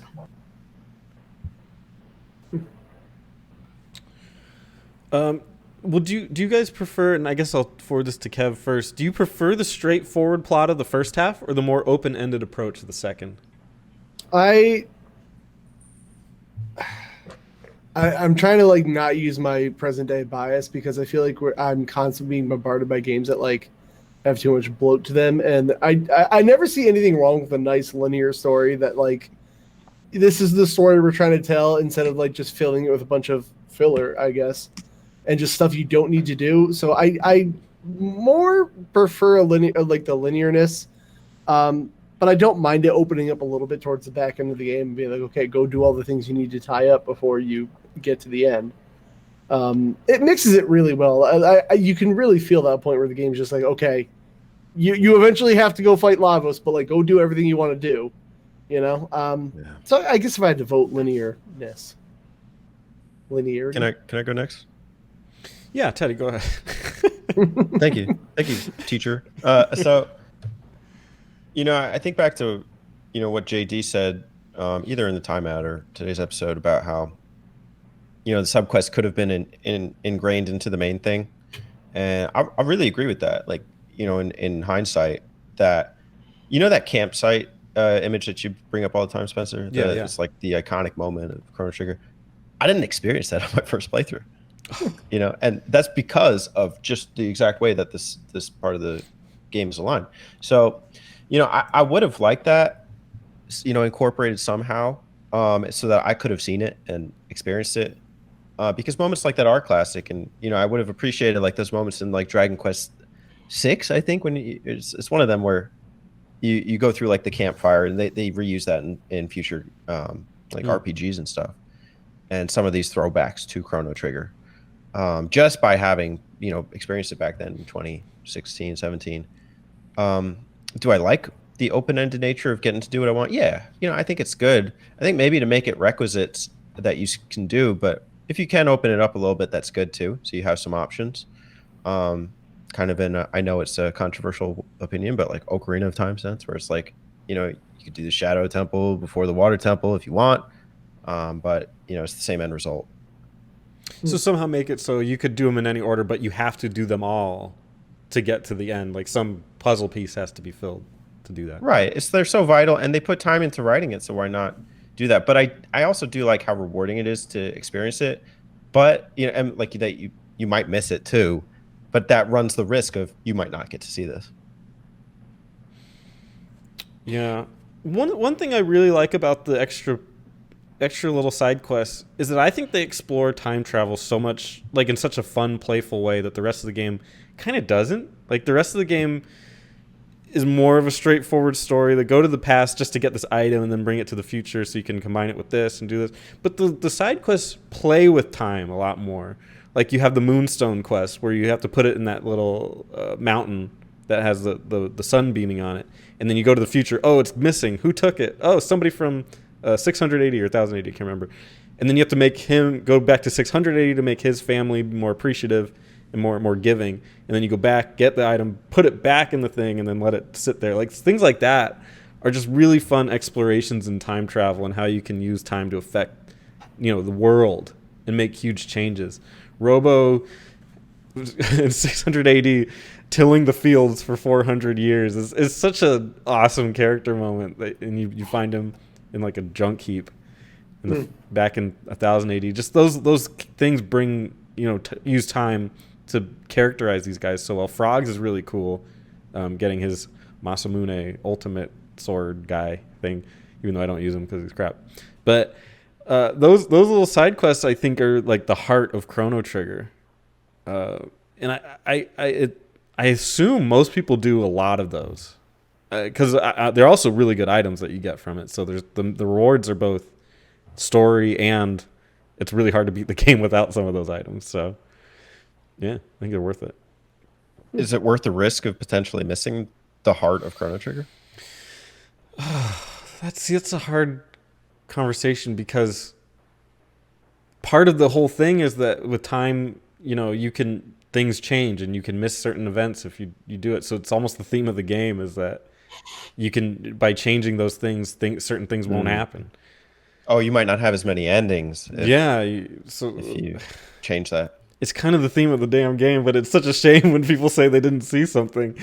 I don't know. It's true. Those secret moments in gaming that make it so special. I'm sure there's a lot of moments. Like in Metal Gear Solid, you were talking about Metal Gear Solid, you can be in a prison and there's different ways to get out of that prison. And, knowing that there's those things and you can talk to your friends and be like, how'd you get out of there? You're like, oh, I just did this, yada, yada, yada. It's like, wow. Chrono Trigger 2. Absolutely. Cross. Yeah, I mean, there's those stories I think are what make gaming fun. So I guess I would leave it as is, but I understand the other perspective. All right, we've done the side quests that we wanted to do. Hopefully, all of them. We've crushed it so far. We've brought back Chrono because we're not bastards. Most of us. Let's beat the game. We have the Black Omen, we have Lavos, we have Queen. Well, if we want to do it in order, we have the Black Omen, we have Queen Zeal, and then we have Lavos. What are your guys' thoughts on beating Chrono Trigger? For the major, the way most people do it. So the major way.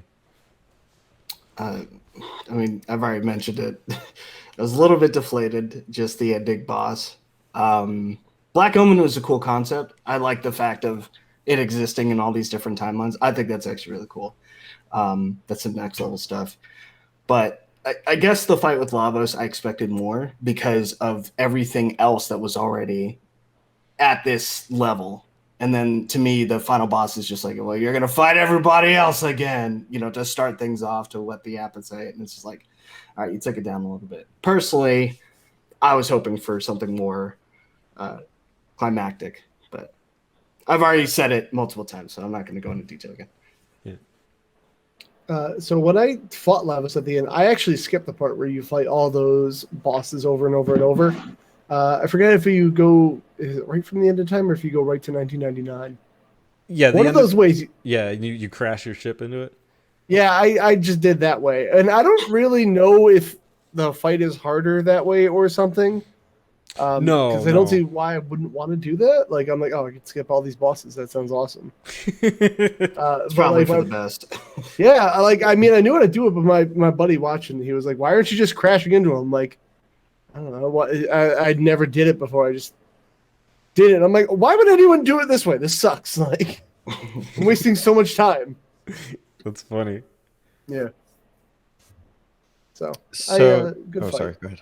No, good fight. I'm here. Okay. So it's no secret that the final form of Lavos gave me a hard time, just because I couldn't get my party right, which was kind of a damn shame. I really would have liked that Magus worked better with the party because I really liked him, and I could have messed around. I really wanted Chrono Frog Magus, like that would have been the dream team for me, but it just did not work out.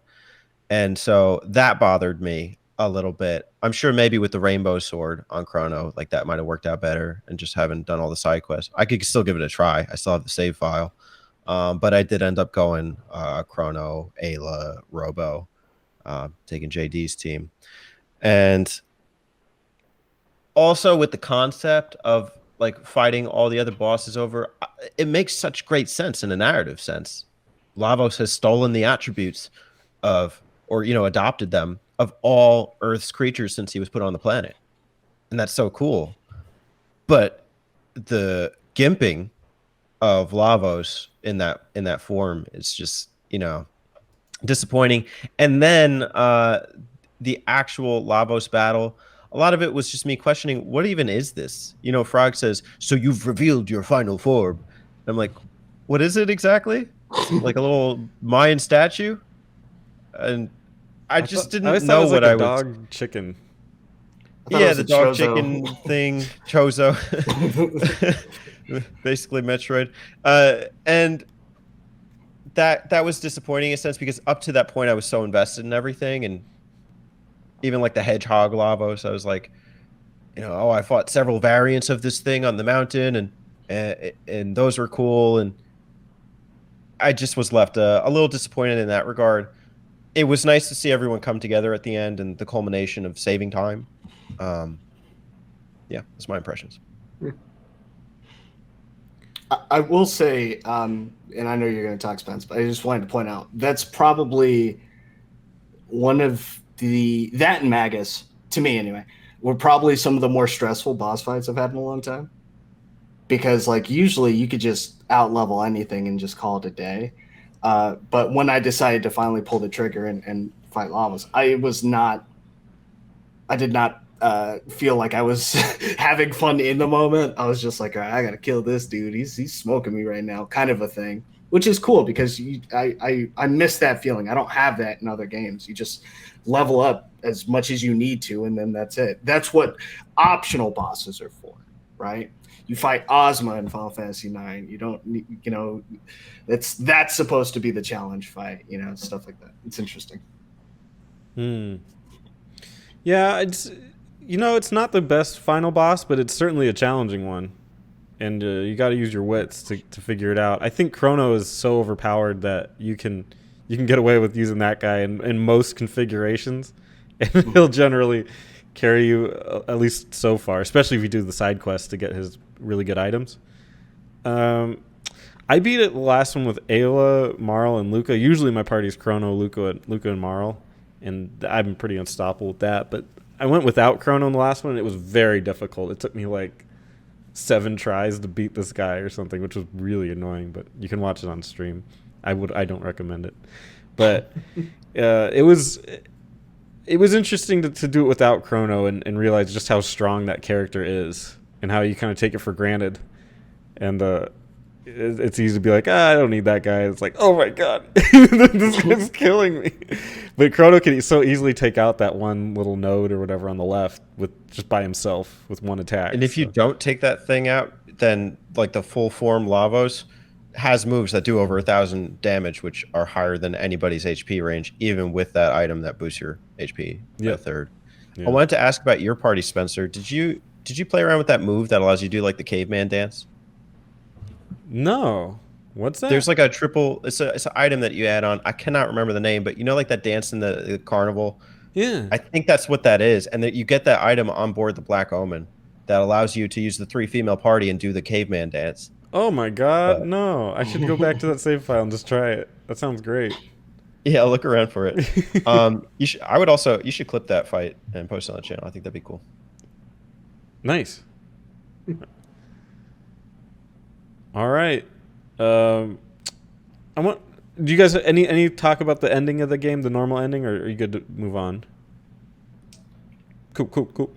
What defines the normal ending, even, you know? So I guess you could say your two main endings would be you beat it with or without Chrono, and most people I think beat it with Chrono. Yeah. It's a good ending, and you're you said that you got a bad ending in your first one, Kevin. Oh, if you die at Lavos, that's all. That technically counts as an ending. I was a dumb kid. Oh, Did it? The world is doomed. That is such a good ending. That's such a good ending. I beat Chrono. I was young. Well, no, it's scary. I'm not joking when I say it's a good ending because it motivates you to try again. You know, because you're like, oh, the world or time refused to change. I'm like, oh, shivers. I'm hurt right now. Oh, sometimes I just want to watch the world burn. You know? Yeah. Evil Kev was like, all right, my job is done. Yeah. Evil Kev, that's from another timeline. Oh, there is another timeline, Kev, that is evil. Yes. All right, let's talk about Chrono's influences to other games. I got a couple notes here, but please feel free to jump in. I have no random battles, new game plus, multiple endings. Chrono, I wrote, wasn't the first, but it's certainly a major influencer in that. Any other influences to other games you've seen, or you can talk about these? The no random battles thing, again, I don't really like when I don't like when games do it bad, but I'd rather random battles than like very specific set battles. There's actually a game, what is it? Lost Sphere, which is a hard thing to say. It's very Chrono Trigger like. Yeah. And it had that same issue where like I just no random battles. Like all these battles have to happen here. And again, it kind of makes grinding harder, but you know, there's obviously a time where random battles are annoying and bad. New Game Plus, I never do it, so I couldn't tell you. Doesn't Lost Odyssey have non-random battles? Like you actually have to run into the person, I think. Oh, I don't know. Well, those are better, at least, like because like those usually games that do that, they still have like random people up here, and then you do run into them. But like Chrono Trigger is like I have to go to this point to fight this person, you know, and it's the same enemy every single time. Yeah. So. Yeah, that's it. I kind of feel like I'm just like I'm not trying to insult, but like giving so much credit to it. But going to Lost Odyssey is what came to mind to me because that's one of the RPGs. I have not beaten it, but I have gotten and invested so much time into it. I guess the sort of larger than life story sort of thing is kind of I don't know if it's specific to this because like Lavos is an alien at the end of the day, comes to Earth and will destroy Earth at the end of the day, right? I kind of feel like that sort of the concept of story and whatnot, it didn't feel like this is just going to affect the neighborhood kind of a thing. And I'm trying to think like Final Fantasy VII, yeah, sure, you could say meteor, destroy the Earth, right? Final Fantasy VIII, I actually forget a lot of the plot. Final Fantasy IX, I don't think was about destroying the world, correct, Spence? Yeah. Jeez. Okay, thanks, Kev. That game is those games always turn into like I'm destroying reality. So I don't know. Just trying to save a kingdom and then kill God. It's very simple. Like how did I get that? Right. But I kind of feel like there's some similarities because like everyone in Lost Odyssey, well, not everyone, most people in Lost Odyssey are over 1,000 years old. Like they're super freaking old, but they look very young because they're just like trapped in a certain thing. I get weird vibes in the connection between these two games. I don't know if it's just the sort of design or the principles or whatever, but I kind of feel like it's that the influence isn't just one particular thing. It's just like a series of things where, because there's Lost Odyssey is known for having this thing where he's retelling his past lives or whatever and talking about different things in a poem or whatever. And they're actually really good poems. And I sort of get that vibe and the vibe of Chrono Cross, not trying to spoil anything, when the story is being recounted, you know, the book opening up and all that stuff too. I get those vibes a lot too. And it has that sort of like, it's a greater than people don't even know how much in danger they're in kind of world.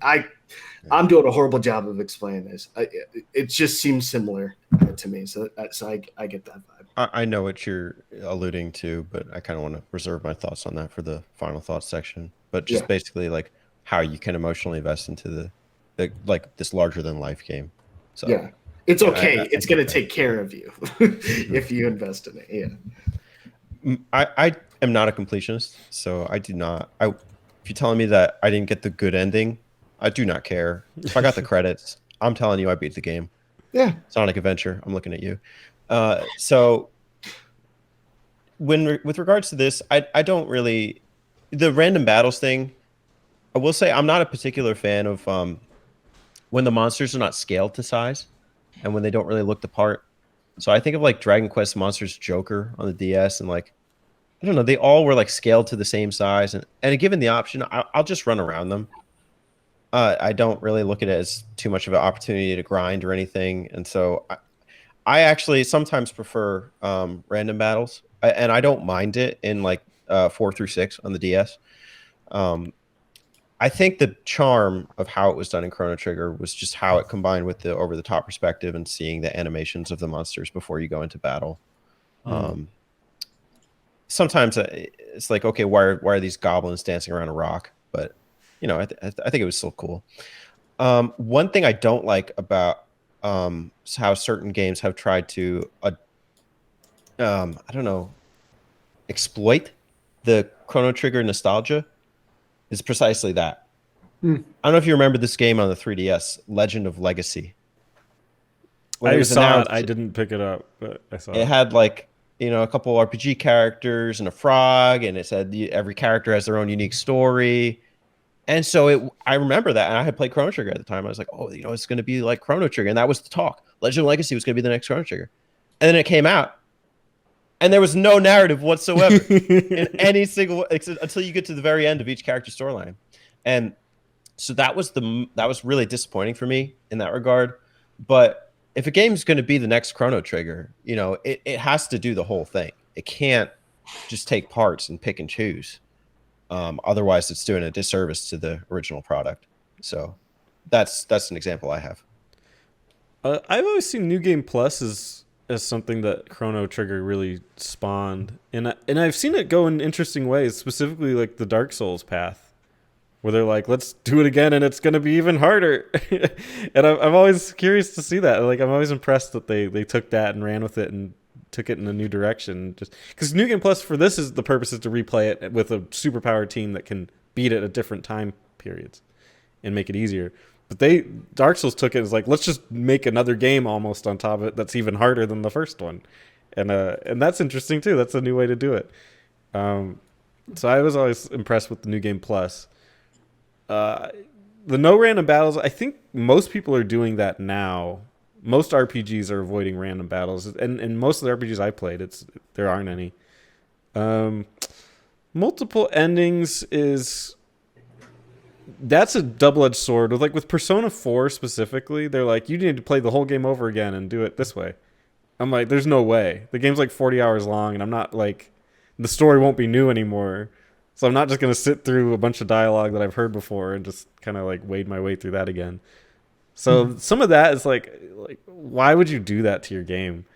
Like, just make you be forced to play a story game twice. That's too much. So I kind of am mad about that. But otherwise, I think there's been a lot of positive influences. Yeah, my buddy's played Persona 5 3 times, and I'm like, that game's 100 hours. What the hell's wrong with you? Like, I cannot, like, RPGs, as much as I love RPGs, I cannot play them over and over and over again because they are so long and so story heavy. And like, I felt bad because like when I was recently streaming Legend of Dragoon, that game's just a product of circumstance. Like, you know, I've played it so many times, but people are like, oh, you always talk about it. Like, let's see it. I'm like, I guess, like, but it's just so long. Like, I tapped out around disc 3. I'm like, guys, I just want to play something else. Like, I've never played before, you know? Dang, you got to disc 3 and... I love that game. The thing is, like, it's cool, and I was like happy to show people it who've never heard of it. It's just like, you play it 7 times and you're like, okay, like I want to do something else now. Like That's crazy. If I got to disc 3 on anything, I'm like, all right, it was a good day. We're finishing this. Really briefly, there are some future iterations. We have the Super Nintendo version. We have the PS1 version, which added cutscenes. The DS version, which kept the cutscenes and added some additional content. And the PC mobile version, which happened. What do you guys think? I mean, we talked about it. We think the DS is the best version. We all agreement on that one? Yeah. I think with the added features and boss? I don't know. There's a couple things. Yeah. Yeah, I could agree on that. But I playing on the PlayStation 1 initially, and then now playing on not the PlayStation 1, it was definitely, I could definitely see why it needed the cutscenes. I don't know about the other content in the DS, but the PlayStation 1 still feel it holds a place in my heart. How much does it cost today, Chrono Trigger, if you're going to buy the Super Nintendo version? Okay, I'm looking at the DS one right now. There's cheap Chinese makes you can get for $25, but it's got to ship from China, so that sucks. But if you want it complete, American version, actually, let's talk Japanese first because that's next up on the ladder. A complete Japanese version will run you about $43, and a complete copy of the North American one online is about $110. When it comes to the DS fake carts, just to pro tip, they won't work in a 3DS. Oh, I've learned that the hard way. Yeah, because I had a fake Tetris DS once, and it worked in a normal DS when I tested it, and then the 3DS just, I don't know, it has some extra like copy protection. that is such a bummer because I was going to do that. I didn't know it was so cheap to get the Chinese one. You'll know when you put it in. It feels like the cartridge like doesn't go in straight, and I thought like I broke my 3DS, but it's just something with the bootleg games on a 3DS don't work. That's rough. The SNES one I have up here, it looks like it's ballpark $215 for a cartridge only. And there's also cheap Chinese makes. You could get this SNES 110-in-1 RPG in action with Super Mario, Chrono Trigger, Zelda, etc. That's about $24, but I don't know if that goes in the system or not, or if it's just a magnet for your fridge. I had it for the DS. I have the case and everything. But I lent the cartridge to a friend at work, and then he left that job. Oh. And destroyed all ties. So he has my Chrono Trigger on the DS, which is like, to me, the best game ever made because it's my favorite game and it's on the DS, which is, it's portable now. Like, to me, that's like the perfect thing. And he broke my heart. And now it's super expensive. And it's like, I can play it other ways, so I don't know, but it kills me. Do you know about the Steam version? How much is that? That's the one I recently played for the streaming. It was like $15 or something like that. Is that the same as the DS one? Or? It's similar, but it's they did. You can do you can do like a patch for it, I believe, that restores it to look like the DS or the Super Nintendo text. Isn't that a mobile port? It's the same thing. Yeah. Yeah. Yeah. And so there's little problems with it. There's little graphical things too. I think they fixed them, but you can switch back to them, and if you look at this, they're like embarrassingly bad. Like they put the different squares, like when you make the trees and everything in the mini map, they just had this thing that recycled the same tree thing, so it looks so ugly. It's beyond belief that ever got released, but it did, which is really embarrassing. So. One last one. The PS1 copy of Final Fantasy Chronicles with Final Fantasy IV and Chrono Trigger will run you upwards of about $25. That's for the Greatest Hits edition. The Black Label, I'm not sure. Okay, so there's some playable versions that are not that expensive. But I guess if you want to get the original, you're going to have to... on Super Nintendo. Would you want to get the original? I don't think so. There's no reason to besides collectors. There's no animated cutscenes. No. The dialogue comes on the screen, which personally I liked on the DS. You could just put it on the bottom screen, like those little text boxes. Mm-hmm. Say Chrono used Cyclone. But my nostalgia. So take that. Yeah, how dare you, Teddy? Touche. We don't put nostalgia in the review scores. A lot of people do, I though. think I don't do, know. A lot of people, like, look at the Metacritic of Ocarina of Time, man. I think people do. Damn. Okay. All right. We're getting a little too close. No, Right? no, no. I love Ocarina of Time. We're out here.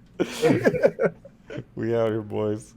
All right. And with that, I think Teddy, you had one thing before you go to that. Yeah. Yeah, I do have a segment for you. So, agree or disagree? RPGs are emotional investments, typically, like for most JRPGs that you play. Ooh. Are they?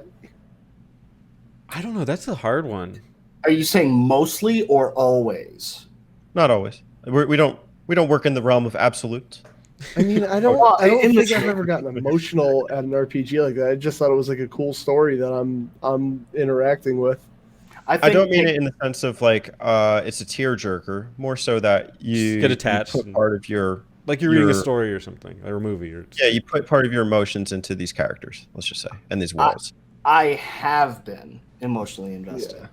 I'll say yes. I have the goal of getting emotionally invested. Like that would be cool if I got it. Like I would prefer. So yeah, I would say yes, generally. Although I do play Etrian Odyssey sometimes. Yeah. Well, build your own. Build your own. Dialogue what? To what extent would you say Chrono Trigger was emotionally investing for you? Watching my brother play it, because like, where else am I going to go? I'm in the room with him. I think when Chrono died, I was invested because I was just blown away that they did something like that. But when I played it, it was when I did Luca's storyline, and then I was super late, right? But that's when I was like, I'd say more invested. I was playing the game to play it, and I was having fun doing it. But I'd say that's when it sort of clicked for me. Yeah, the heavy hitting moments definitely like they come towards the end, especially with Luca. Kev, what were you gonna say? I don't know if I got like super emotionally invested into it. And again, I think that comes a lot with like not being able to connect with Chrono on an emotional level. But on a scale of 1 to 10, let's call it like a 5.5. That's not a quality rating. Before everyone takes that out of context. Wait. So I can put a thumbnail that says Great. Chrono Trigger is a 5.5 out of 10. Kev's review of Chrono Great. Trigger, 5.5 out of 10. Out of using that picture. It's great. We're all quiet. You could just use the soundbite over and over. It wouldn't be the first time anything I've said got taken out of context on the internet. It's fun.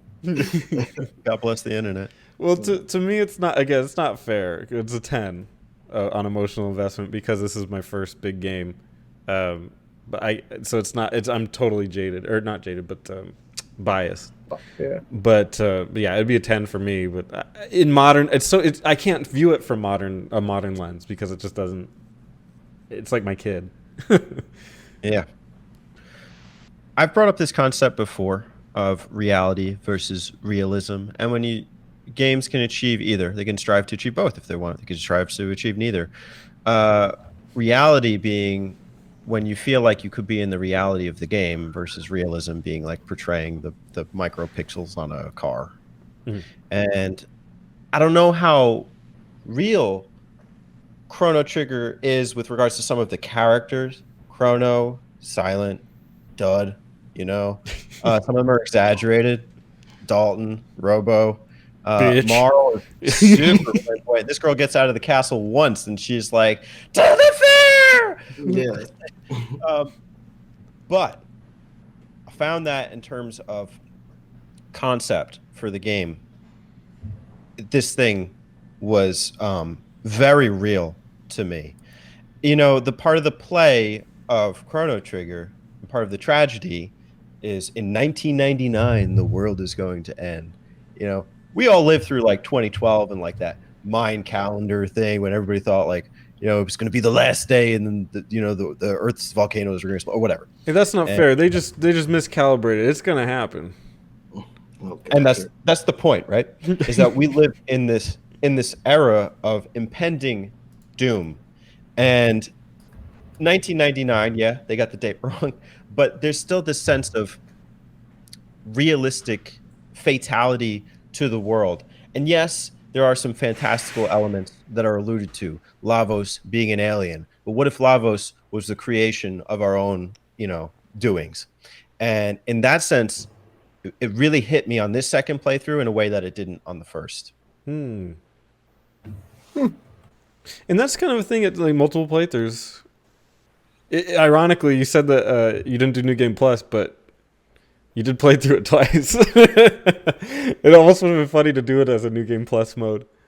Just like to play it again. New game as well, not New Game Plus. It's like weird because like something about the stigma of New Game Plus is like now I'm doing this all again with the stuff I have. Whereas like somehow starting a new game to me is like, okay, let's experience this again. Like it's the first time. Like it's almost more fun to not do New Game Plus. Yeah. In this case, it was. They didn't scale the challenge, appropriately. Yeah. Those restrictions are back. Those things that hold you back and stuff. Hey, I can't cast Luminaire on the first set of monsters I fight. That kind of stuff. Then why bother? All right. Just this will be my last bit here is I thought of as I get older I think about like my future and stuff, and I thought about like to the extent of like being a father. I'm not a father. I don't have kids, but to the extent of like I could bring this life into this world and I could have these pleasures of these experiences with him. And the thought of a collapsing world 20, 30 years from now, which is potentially in our futures. We don't know what the future holds, but we see, dramatic changes to the Earth's environment and to people. And in some respects, we're better than ever before, but we're also over reliant on some things. And to think that I could bring a life into this world that I couldn't stop the Earth from caving in on itself for, no matter how good I did.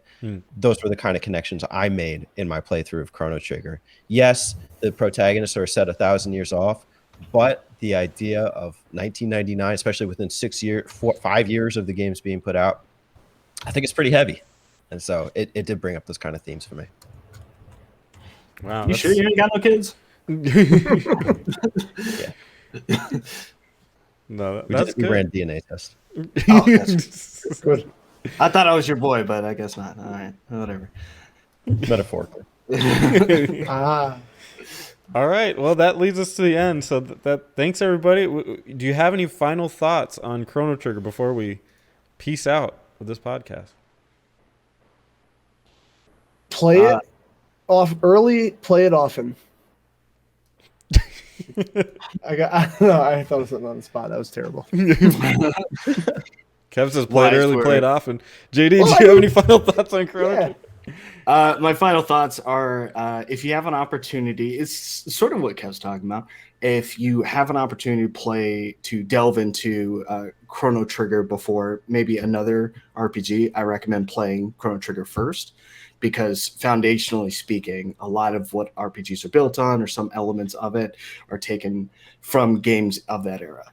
So it's good to know where you're coming from. It's like you can appreciate, hip hop, but you got to know where it came from, Well, Jay-Z. in addition to that, like all those tropes I talked about, like some didn't hit as hard because I've seen them in other games before I played Chrono Trigger. So yeah,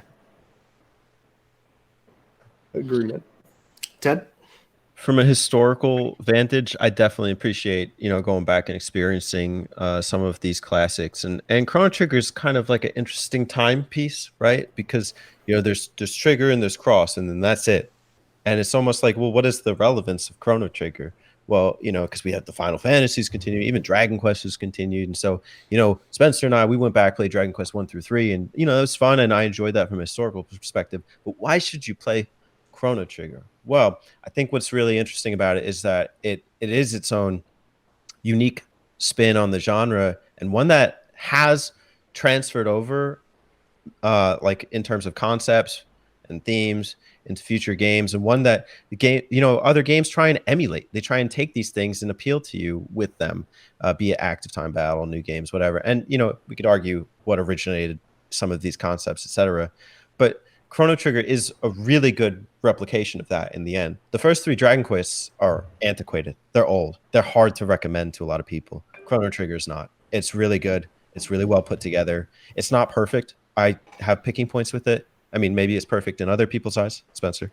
But to everyone else, you know, this is a solid pick for an RPG.